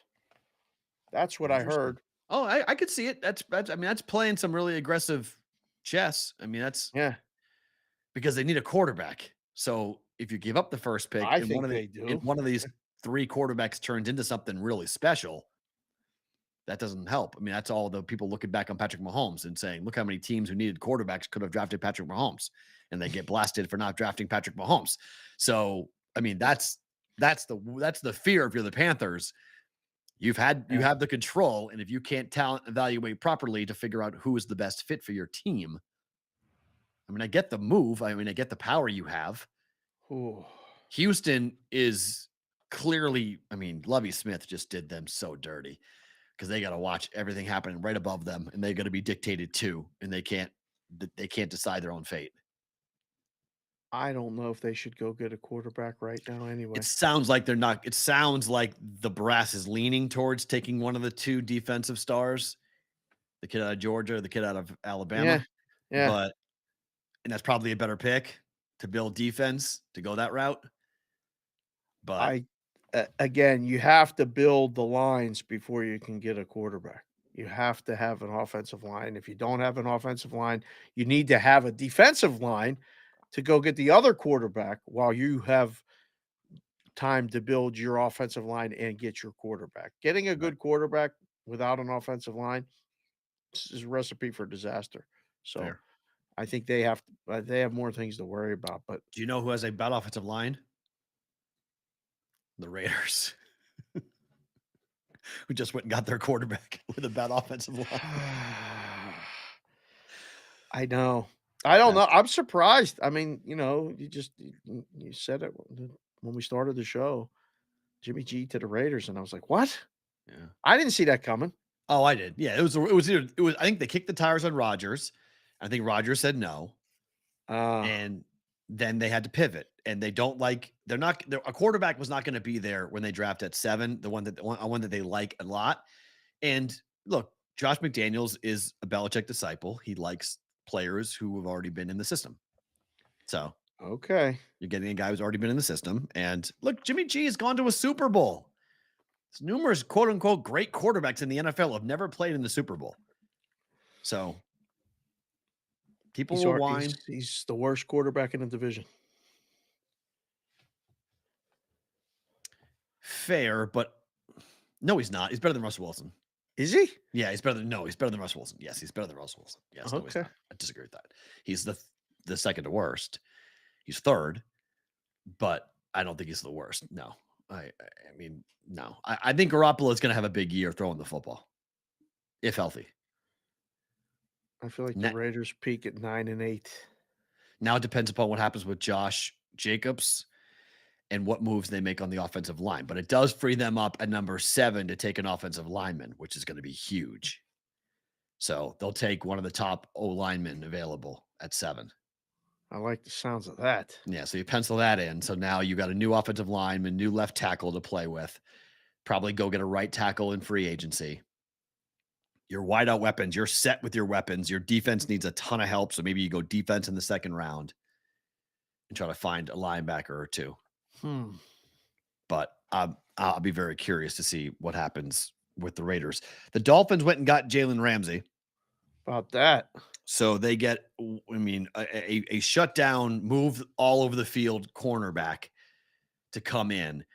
And that's why I don't think Rodgers is going there, because getting Jalen Ramsey took him out of the Rodgers sweepstakes, just that they don't have the money for Aaron Rodgers on this. I don't know. If they want to make it work, they will. Could. Yeah, you can kick around. It's definitely possible. I mean, they just made the Browns just freed up, I think it's $20 million in cap room by reworking the deal for Deshaun Watson, who now has a cap hit of $60 million in 24 next year.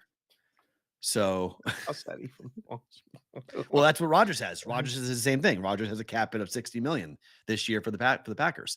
So teams, you see the equality in that, right? Aaron Rodgers, Deshaun Watson, the same. That makes perfect sense to me. I'm just a numbers guy, though. I don't know. Right. What do I know? Well, I mean, that's why you can say this salary cap is just fugazi, because you can just play with it and do whatever you need to do with it, because it's not real.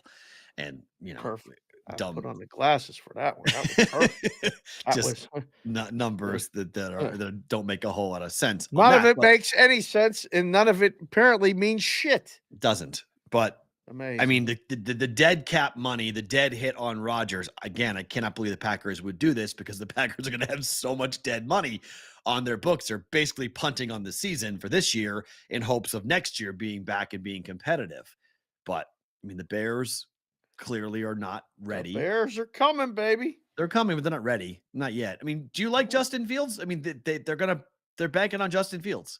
I like Fields, but how many picks do they have in the first round? You see the Two now, Bears right? picks in the first round? Well, they had 2. Oh, I think they have They multiple. have 2 in the first round, but they have 2 in the second round too. I think they have 4 in the first 65 picks. At least. Yeah, something like that. At least. I think it's a couple. But that's in Anyhow, the future, though. That's not next year. That's in the future they could reap the rewards of that. I don't know. This year and next year, they can draft a lot of people that can help a team turn around really quickly. Jacksonville did it. It can happen. Mm-hmm. Yeah, you do. I don't know if Justin Fields is the guy, but one team to watch, my team, it's really interesting. They traded Jonnu Smith for a 7th round pick, putting him back with Arthur Smith with the Falcons. If you are somebody who thought Kyle Pitts was going to be a focal point of the Falcons offense, no, he's not going to be a focal point. They're going to run a lot of 12 personnel. Jonnu Smith had his best years with Arthur Smith when he was the offensive coordinator for the Titans. So obviously Jonnu Smith is going to get the ball a ton coming back. Jonnu Smith is a tight end. Yes. Patriots, one of the bigger free agent signings in Bill Belichick's era that did not work at all. This is a salary dump of salary dumps by the Patriots. So he's going to help the Falcons or a ton. Well, if you're Kyle Pitts, if you're someone in fantasy and you have Kyle Pitts on your roster, this is really bad news. If you're a Falcons fan, this is going to help your 12 personnel. It's going to help your young quarterback. This is a good move for them, and it's relatively inexpensive from a price perspective because the Patriots just got a 7th round pick coming back. They were just like, please take his contract. We don't want him anymore. It also puts the Patriots in line to draft a tight end in the 2nd round. Oh, so I want the kid I want the Washington kid from Georgia. I want that 6'7" behemoth. Chef Benny just came in and said Rodgers to the Jets is done. Don't Done? fucking say that stuff if it's not done. I don't know. I mean, he said it. I haven't seen it. I don't know, but he just said it's done. So where? Source it. Source it. I don't know. Who was saying Chef. that? Show yourself. That's a pretty significant. Don't make declarations like that. Right, because we're on TV talking about it, believing you. So if you say it, Don Kleiman said it's done. It's done. It's done. Wow. Man, okay, well, he's regurgitating Trey Wingo. Hearing Rodgers to the Jets is done. History about to repeat itself between New York and Green Bay. Time indeed is a flat circle. I can't believe Rodgers is going to go do this. I love it. I'm stunned. Don't want to play Green Bay. Green Bay don't want him. He's going to get completely devoured in New York. Aaron Rodgers has no idea what's about to happen to him. I think I told you he don't care about that. Oh, I think if I would be more worried about getting hit. He is Charmin. Well, no, that offensive line's good. He's Charmin soft. Aaron Rodgers is such a rabbit ear quarterback. He is so enamored with himself, and he just has to hear everything. He listens to everything, reads everything. Going to New York is going to be awful for him. They're going to be in his business every darn day. He's a single 39-year-old guy in New York, the quarterback of the Jets, with Daniel Jones just getting inked for a long-term deal, and the Giants looking like the better of the two teams because everyone's going to expect the Jets to win the. He's frozen. Look at that face. You're frozen. Snap your fingers. You're still frozen. There you go. You're back. You sound like it's like 1967 and he's Joe Namath and they're going to bother him. If he goes there and they turn into a winning record Jets team, they're going to bother him. They're going to be all over him. They're not. Dave, you're wrong. The New York media is going to devour Rodgers. It's You're going to wrong. be okay. They're going to protect him. Protect him? When is New York media? When has the New York media ever protected a star free agent coming in. That doesn't happen. That doesn't happen. New York He's does going to not do turn that. this team into a 10-win football team now, right? This team's Well, ready to go. They're 10 going to wins challenge isn't for the division. For 10 wins is God's not sakes, enough. the odds to have them the second choice to win the division. Which is fair. I'll give him that. I mean, look, on paper, the Oh Jets, my the God. Jets are definitely the second best team in the division. There's no debating that. The Tua situation is a huge deal. Patriots are way behind, but until further notice, the Patriots own the Jets, with or without Rodgers, own the Jets. So maybe Aaron Rodgers changes things up. Maybe he doesn't. This is going to be good fodder for not just our show, Bostonian versus Oh the my book, gosh, but for everybody's show. the AFC East Yeah. is now interesting. Like super interesting. Because Buffalo's on its way, are they taking a step backwards? Maybe. I don't know, backwards. I think they're staying level. I think it's still they have to make that next step. They got to prove they can get past the Chiefs. Oh man. So I mean, they couldn't get past the Bengals this year. I mean, this move doesn't change anything in my mind of the top 3 teams in the division or in the conference rather. It's still Bengals, Bills, Chiefs, still further notice. Fair. I mean, it's just, I mean, I don't care. It changes things around in New York. It changes things around in terms of what happens for, wins, win totals, the race for the division. But I don't think the Jets are better than the Bills. I don't think the Jets are better than the Chiefs or the Bengals just because Aaron Rodgers is their quarterback. You know who's happiest about this? Daniel Jones. Oh, 100%. That's what I said. I mean, Daniel Jones now, because he was the lightning rod for a long time. Ooh, they were coming after him. Yeah, and he just got the extension. Zach Wilson's gonna go cry somewhere and go into a corner and become a very overpaid clipboard holder. And we'll see how long Rodgers plays. I mean, he's got 1-2 years. I mean, the Brady window was a year. So, but it was a totally different situation with what Tom Brady was walking into. Jets making the playoffs? Yes or no? Right now. Yes. First thought. Yes, Yeah. they're making the playoffs. Yes. Yeah. Yes. As one of the wild card teams, yes. Wow. If they stay healthy. Yeah, I mean, the defensive line's really good. Offensive line's talented. They need help with the running back situation, but they can find that easily. Good receivers that are young, that are going to be profitable, going to be good for Rodgers.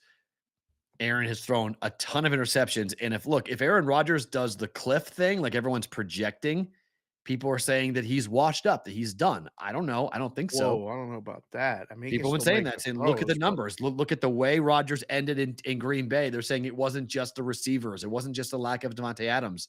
It was that Rodgers' play has declined dramatically. And if he's just going to take a payday and go play for the Jets, I mean, look, the Packers are banking on that, right? The Packers are letting him go because they're banking on that Aaron Rodgers is not going to be great. It's different. Man. Remember, because Brady had his contract. Brady was a free agent. This is a trade. Okay. The team is choosing to let Rodgers and send Rodgers to New York. Brady was a free agent. Brady had all control. He picked where he wanted to go. Rodgers is being sent by the Packers. So Green Bay is making the conscious decision to let Aaron Rodgers walk. And I think you have to at least acknowledge that the team that he won a Super Bowl with is deciding to say, Aaron, yep, we're good. Goodbye. We're sending you packing. What does Zach Wilson do? As I said, goes into a corner and cries, holds a clipboard and gets paid. He stays?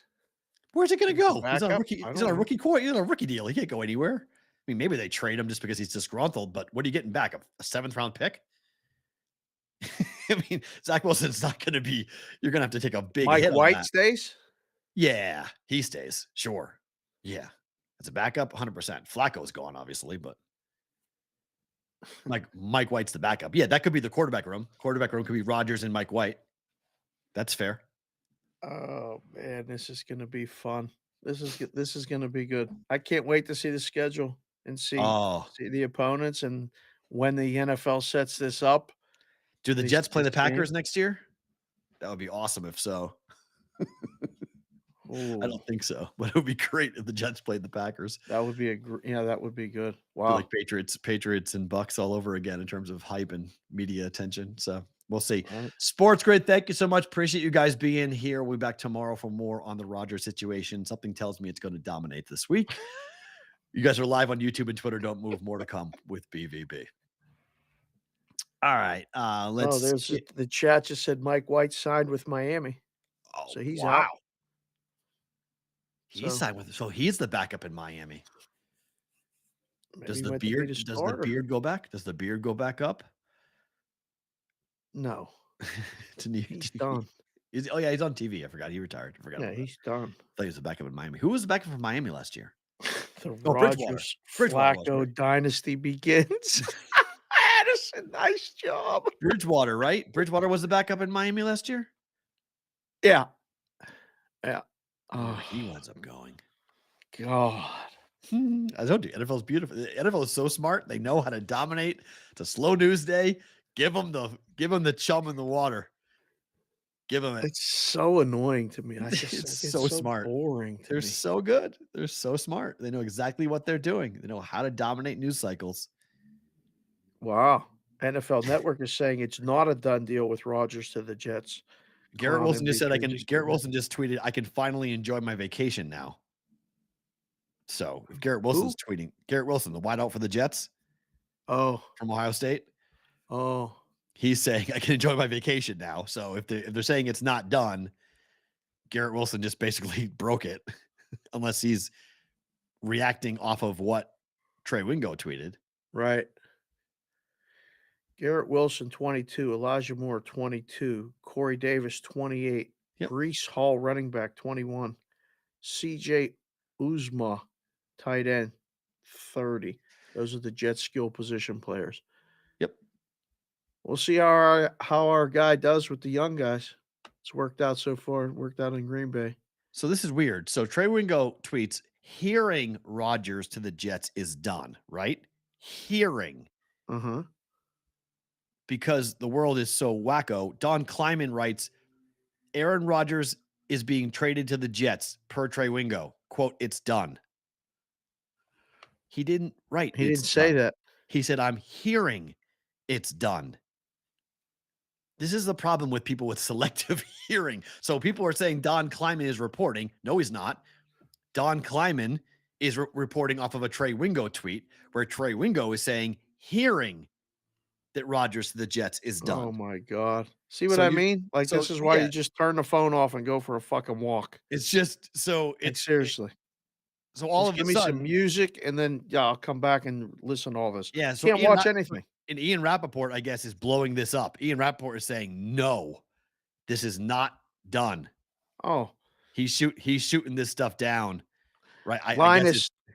Linus Crimmage just came in and said, this sounds like Judge to the Giants all over again. Ian Rappaport, wouldn't that be something? Throw it out. Yeah. That he's going, see what the feeling is, blah, blah, blah, blah, blah. And they go, you know what? We're shipping him to the Dolphins. Rap Sheet reporting on the NFL Network that nothing, quote, nothing has happened as of now between Aaron Rodgers and the Jets. Perfect. Thank you. We just wasted 15 fucking minutes on it. Damn it. But I mean, we didn't waste it. We said Trey Wingo. I mean, it's just if it gets blown up. But I mean, everyone's running with this. I mean, Trey Wingo is going to look completely stupid if this doesn't happen. Because I mean, like every book in the country right now is tweeting content about Aaron Rodgers to the Jets. So if Wingo's wrong, he got everybody. He got everybody. He took down everybody on this. And he's the one that looks stupid through all of this. All right, we'll wait on that. We'll see what happens with that. Let's get to some quicks. NBA. Kevin Durant. We haven't really talked about Kevin Durant getting hurt. Like we really didn't mention it much. No. He's out for weeks with this ankle injury. His ankle turned into an L. Really bad news. Like literally an L. Really bad. That was bad. Suns at the Warriors tonight. Yep.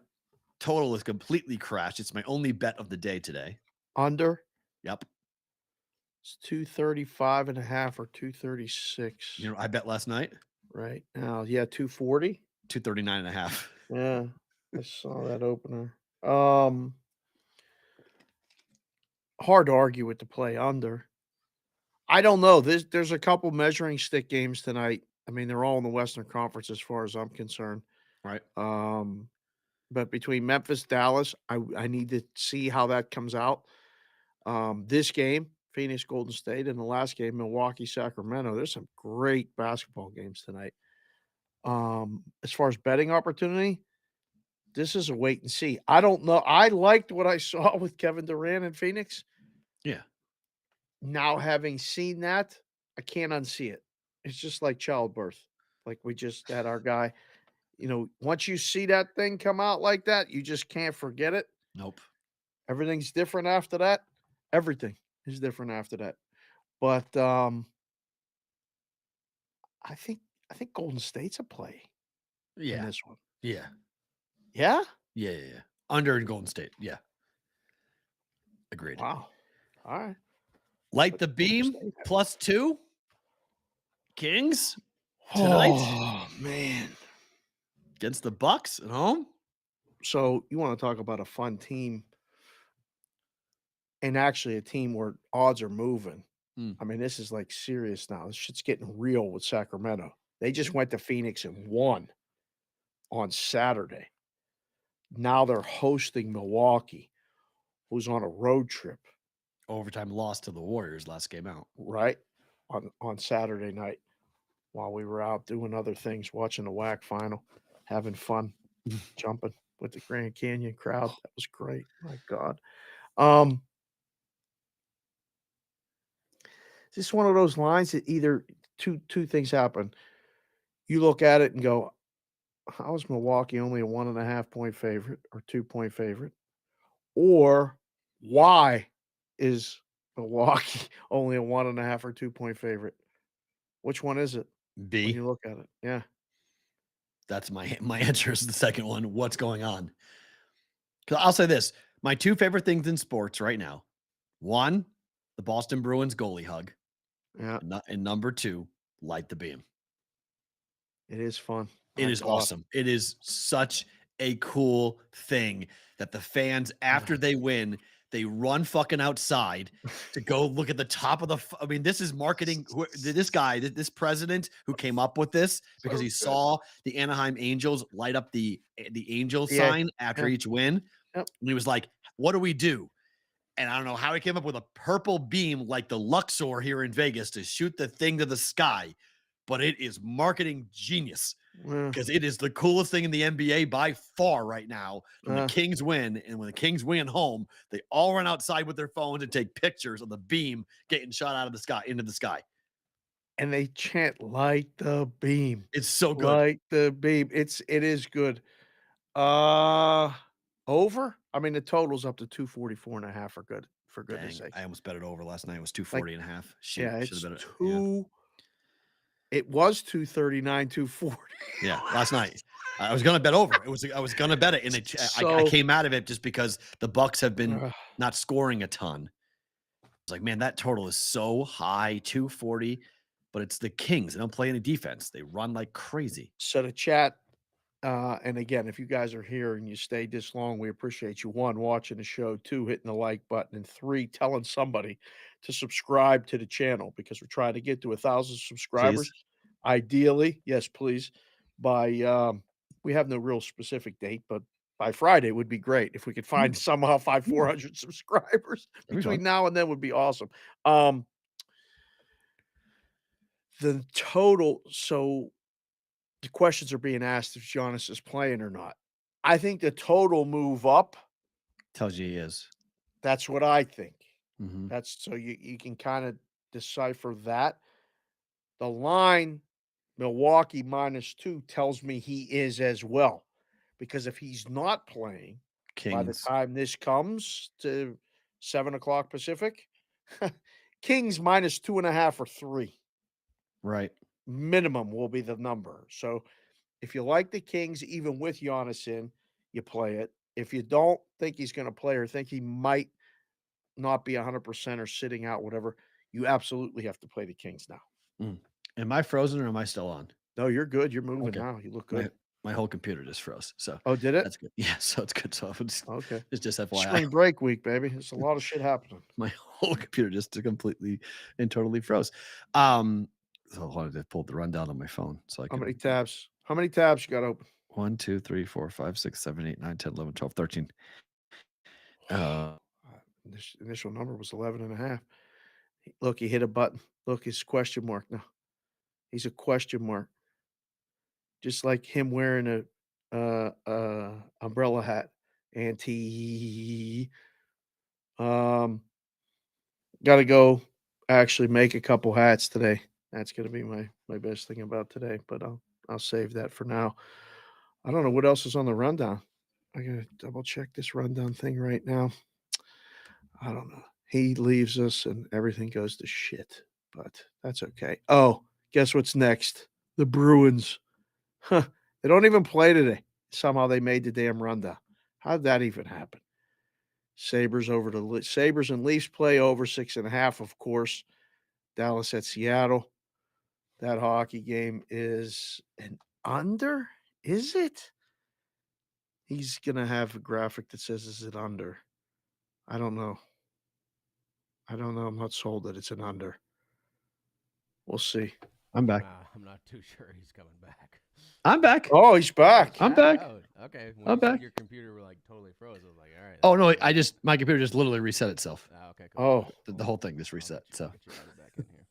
I hate when that happens, but at the same time, we were remote over the weekend, right. and when you come back and plug everything in, like I'm anal, everything has to be exactly the same. But then the lighting, everything was plugged into the computer, so I have to set the lights up again. It's a pain in the ass. Yep. I said Farra. I was like, I had my entire the backdrop was all configured differently. So I was like, how do we look? Because it's all set up differently now. Right. Because we broke it all down. So sorry about that. That's right. Okay, a couple quick hockey ones. Yeah. I briefly touched on it for the brigade. How did the Bruins make the fucking rundown today? Like they're not even playing. Because I think it's interesting to look at the odds as to are the exactas out yet? Because I want to start betting other teams. You know, I actually sent someone a text yesterday.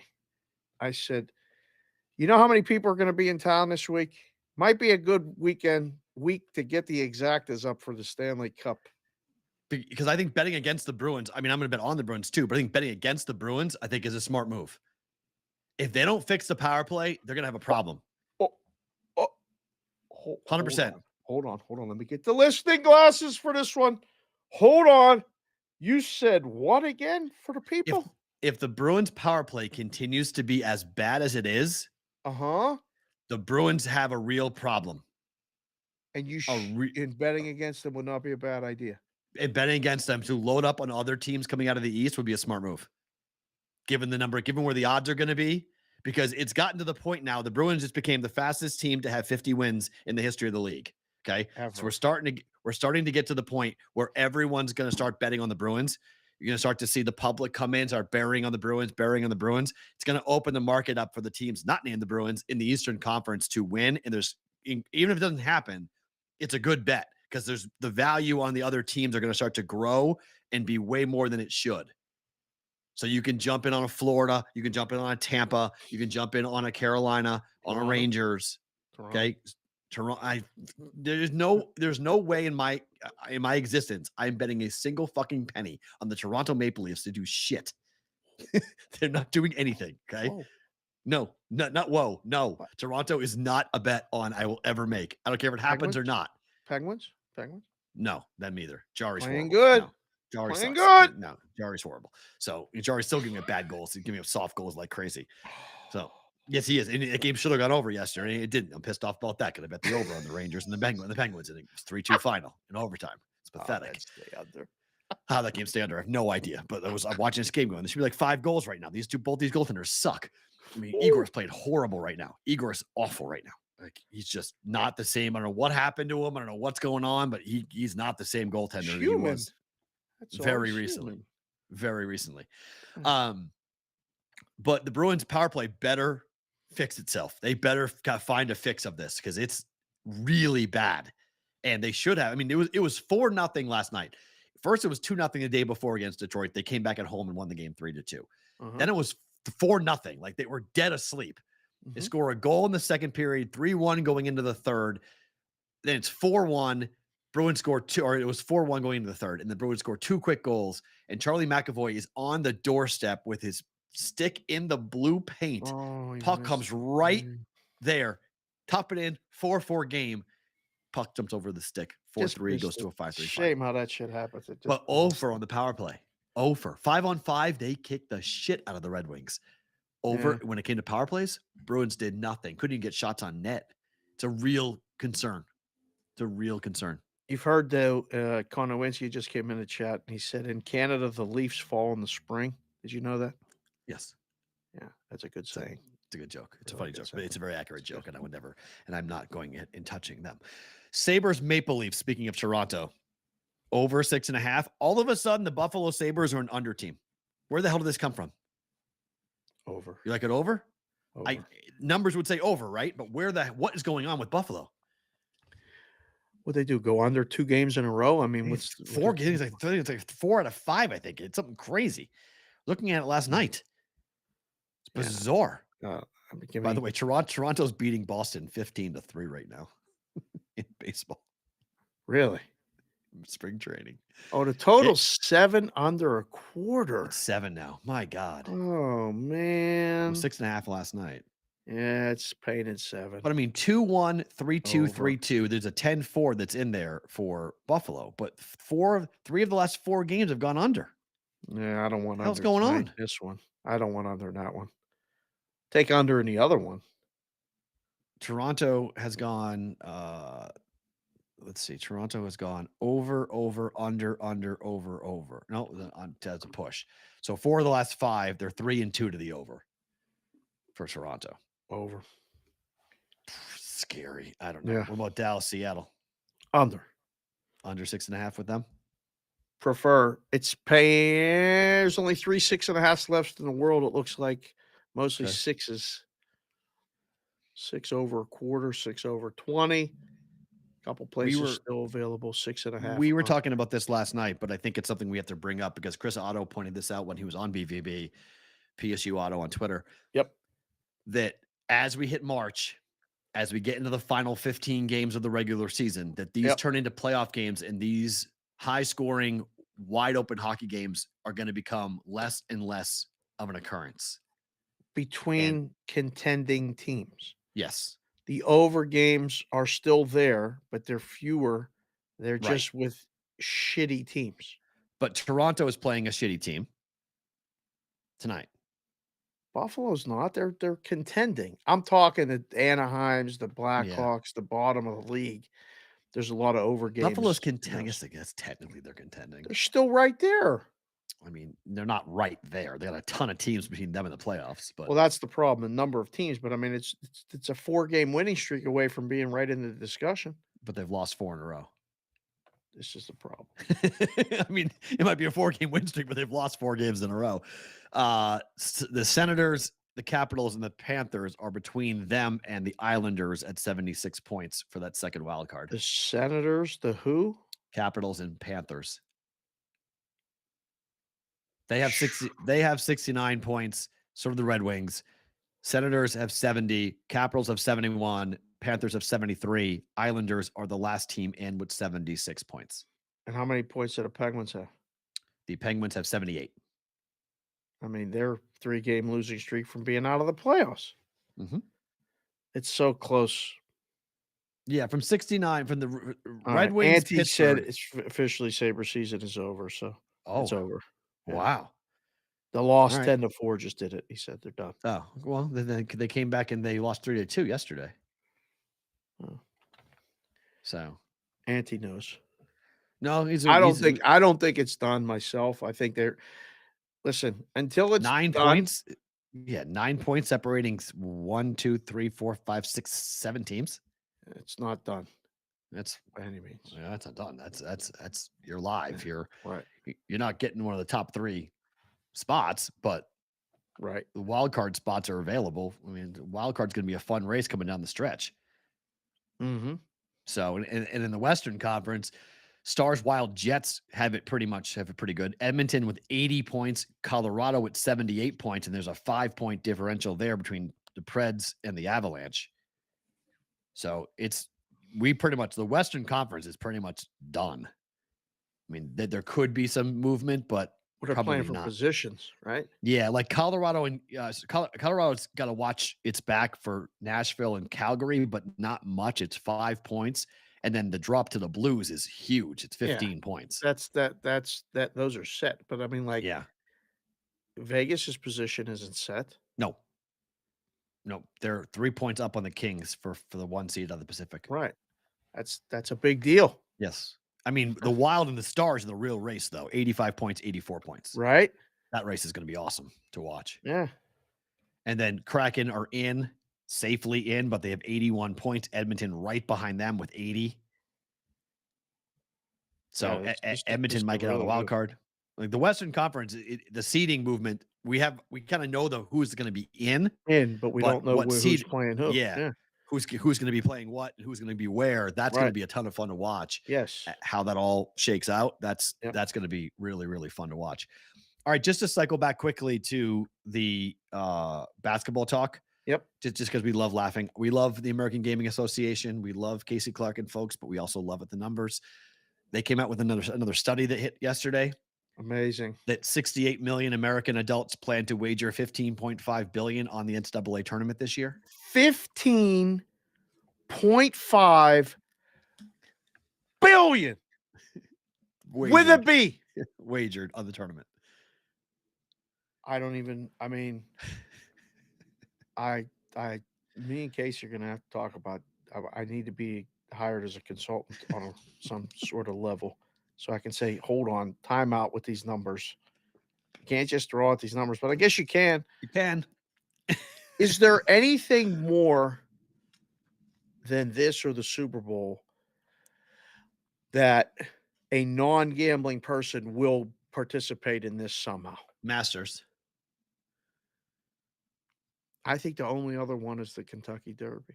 Masters and the Derby, both. Those two things will bring out the casual. Like talking about female bettors, yes, the Derby 100%. Some female bettors will bet the Masters, but a ton of casual dudes bet the Masters all the time. True, but I'm talking, wide-ranging people like your mother. Yeah, Derby 100%. Or my daughters. Yes. Correct. Yes. Or non-sports fans, non-interested sports fans, the Derby 100%. Yes, we'll bring it in. But you fill out a bracket Mhm. at wherever you work. Yep. There's been an office pool. I ran an office pool when I was 10 years old. It wasn't an office pool. It was 5th grade. Is what it was. It was the first time I did it. Right. And I didn't know what I was doing. And I made the copies and all this other stuff and handed them to the teachers and said, everybody fill out a bracket. Let's do this. And started running a basketball pool that turned into something like legit fun and interesting. But we got everybody in it. Teachers, girls, boys, my aunts, everybody. Super Bowl, March Madness, and I think Kentucky Derby are these ones that you can pull this number out of the whatever they're pulling it out of the solar system and say 15.5 billion. Right. Now with legal wagering, it has an impact, right? Well, yeah. I mean, again, 15.5 billion is a very specific number that is kind of hard to quantify, but it's monster. I mean, there's no debating it's monster. I think Massachusetts is going to have a monster handle this year because it's the first mega event that they can ever bet legally on their phones. So I think the handle in Mass will be huge. I think the handle in Ohio will be huge. Both that's college basketball country in Ohio, not so much in Massachusetts, but right.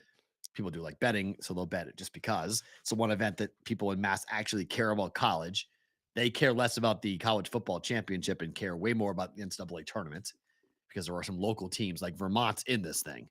So people will be watching because Vermont's in the dance. If you could pick a part of the country that this is their thing. Yep. This is a Midwest thing if I've ever seen it. 100%. This Iowa, Kansas, Missouri. Yes. Nebraska. The football championship is a Southern thing. Now I will say this though. the mid-southern, the mid-south, that is the heart of this event. The Mid-South. Yes. Give me geographically, what are you talking about? North Carolina, Virginia, South Carolina. Okay, This is that's the this is Mid-South now, that's not the South? that's called the Mid-South. So that's not the Mid-South, Deep South. okay. It's the Mid-South. The Oh, Mid-South, Deep South, because Mid-South. Maryland and DC is the start of the South. The Right. Mid-South is North Carolina, Virginia, South Carolina. Like Okay, so that pocket and the entire Midwest part of the country, like the Yeah, whole Big 12, the yeah. whole Big 10, like these people come Yeah. here. This is it for them. I mean, they love this event. And Yeah. we got a couple teams on the West Coast that are actually interesting, which is fun. Yeah, I But mean, look, this thing is a diehard, like this is the Tennessee, Midwest Kentucky. I thing. mean, Stuck would kill us if we didn't talk about Tennessee and Kentucky being as diehard gets for this event. Fair. Huge. Ohio, Kentucky, that corridor, that Midwest stretch, huge. Right. I mean, it's look, this is the greatest thing. This is, well, I'll get to my favorite thing about today, but I've said this since I started in talk and in radio. The NCAA tournament is the single best thing this country does. The Super Bowl is a one-day event impacting cities and books and gambling, but it's not an event the way that this event is. This is the best thing we do as a country because it takes 3 weeks and it encompasses the entire. There are 42 states in one territory that have teams represented in this tournament. 42 states that have a rooting interest in what's going to happen this week. It's a lot. It's awesome. So it's the NFL and this. I get the Super Bowl is amazing, but this bracket, this tournament, what we do across the country is the best thing, the best event we do For sports. I don't know. I think it's the best event, period. What else is a better event than this? 68 million Americans are going to be watching something, betting on something. How many people are going to watch this? 100 million? We're a country of 300. They only watch till their school's out. Okay. The bracket's busted. That's fine. There's 380 million people in this country. We're talking about 1/4, 1/3 will be watching. Even one game is insane. That's good. I mean, it's, more people watch a Super Bowl. More people, because it's a one-day event. Yes, that's fair. But I think if you add it up across, did you watch one game in the dance? I bet more people in the dance watch it. Well, yeah, quantity-wise. Yes, start to finish. More people in the country will spend time watching one I know game. how much fun it is, and I know how many people have already reached out about getting together, watching something in a book this week. We still haven't made any direct plans, you and I. I'd like to stay close to home if we can, if you know what I'm saying. That's fine. Like if we're going to meet up at the book, we got places that aren't far away. I mean, obviously we're going to be downtown and all that other stuff, but my goodness, it's good. I feel like it's going to be just a zoo. Yeah, and if we get those games next week, the Western like my goodness, man. That's my plan is trying to figure out how do we get ourselves into those games. That's I gotta do some work. Start making some calls right now on that. Just a couple of emails on that. All right, better to book it time. Just one game. Let's go. Oh, you only have one? One game. I'm going. This is a gigantic betting week. I don't need to bet much on Monday. I don't need to get involved. That's actually really smart of you. So I've got Thursday, Friday, Saturday, Sunday. I'll have like 8 different, I'll be, this is the last real big fire fest at the bankroll until the Masters. And so you go little, and then we'll just kind of go crazy Thursday. I mean, I'll be betting both games tomorrow, both games on Wednesday, and then Thursday, Friday, Saturday, Sunday, it's unload time on multiple things. And, I've already made 2 bets that we'll get to later in the week, but Warriors Suns under 239.5 is my only bet today. Betting or booking it. That's got to be a play just for the CLV story alone. I'm serious. This could close 235. Well, the thing that got wonky with it as I was doing the research last night is that so the over is 3-0 when these teams have played so far this year. But the totals have been 227, 226, 227, and 230. Jeez. The last time they played, it went to it was 238 was the final. It fell 238. 6 straight games overall for the Warriors went under. 5 straight home games went under before the Warriors played the Bucks. And that game went over because of overtime. But it ended 241, which is barely over the opening number of 240. So they're playing under games. The Warriors are playing under games at home like crazy. So and most of the totals have been 235. So I was like, all right, we have 4.5 points of value over a normal number. It's an under team. I'll take the under for the Warriors tonight. It's funny because like sometimes these numbers would pop up, or we would be doing them the night before, and I would look and say, all right, they are 3-0 to the over, but you guys, we had the wrong number. We had 228, we had 229, and we had 230, 2.5 or 230. Make it 240 and let them bet under. Right. Well, obviously that's what they did. Yeah. And none of the games that have been played would have cleared 240 under. They all would have. Even the blowout that the Suns had at the Warriors earlier this year was 125 to 112. This has the danger of being not a punt game for the Suns. I don't think they have any punts left to just go. Way more important for the Warriors, though. Way more. What exactly? That's way more important for the Warriors. We're starting to finish each other's thoughts and sentences a little bit much down to this is getting crazy. I literally was going to say that fucking sentence. That's crazy. Because it's good. Only because they're the 6th seed, 1 game out of the play-in. Right. So they're nobody wants to be in that play-in. Here come the Lakers, by the way. You're right. They lost last night to the Knicks, but nobody wants to play in that play-in. You don't want to play in the Western Conference play-in. You could be out one game. Quick. I mean, it's bad. So they're playing to stay out of that. Yes. And look, they won in overtime against the Bucks. Steph went nuclear. So, I mean, so good. I mean, it's that guy play. See him again. I mean, tonight, this is a game I can't wait to watch, and it's going to be fun. But, Booker scored 44 points, I think, in the second matchup when they won by 125, 112. Yeah. I mean, does he need to do that again? Maybe. Does he do that again? I don't think so. So, I mean, this is just, I think it's the Warriors lay 4.5 and take the under. If you want more action than that, if you want a side, lay the points. I'm just, Kendall has, I'm subscribing to the Kendall. Yeah. Just, I'm not betting 4.5. I'm not going to sweat the end. I don't think Kendall's still here. I have to tell her tomorrow to stay in. We'll remind her early that we've adopted her policy of money line. The hell with the point spreads in basketball. They suck. Favorite thing about today is what? A couple things. One, it's spring break, which, I mean, I know what it means at your house because we were on the phone late last night and the kids were still up. And no, she just woke up in the middle of for dumb she reason. Hears you talking, or she knows we're she starts talking. Screaming. She just freaks out in the middle of the night, 12 o'clock. Where am I? I'm like, But it's a whole different. Everything's different. If you guys know, and any of you girls that are watching that have kids, when they're home and don't have anything to do, there's a lot of stuff going on. I don't know how many movies we can watch. I don't know how much we can go outside and do stuff, but my God, it's only Monday. We're doing shows all week on spring break.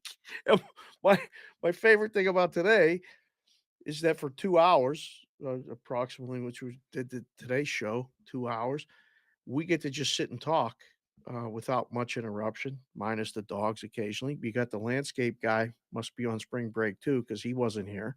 So that was good. But it's March Madness week as well. And there's a lot of sports going on. We got baseball tonight. Last night I was watching baseball, was trying to keep an eye on Selection Sunday, everything else. And we still got hockey, NBA. Favorite thing about today is sports. That's the other thing. It's just awesome. 2 favorite things for me. First, the email I just got, we'll discuss when we get off the air, is very good email we just got. So I love that. I love that when he does that. Boys and girls, I love when he does that. Very excited about the email we just got.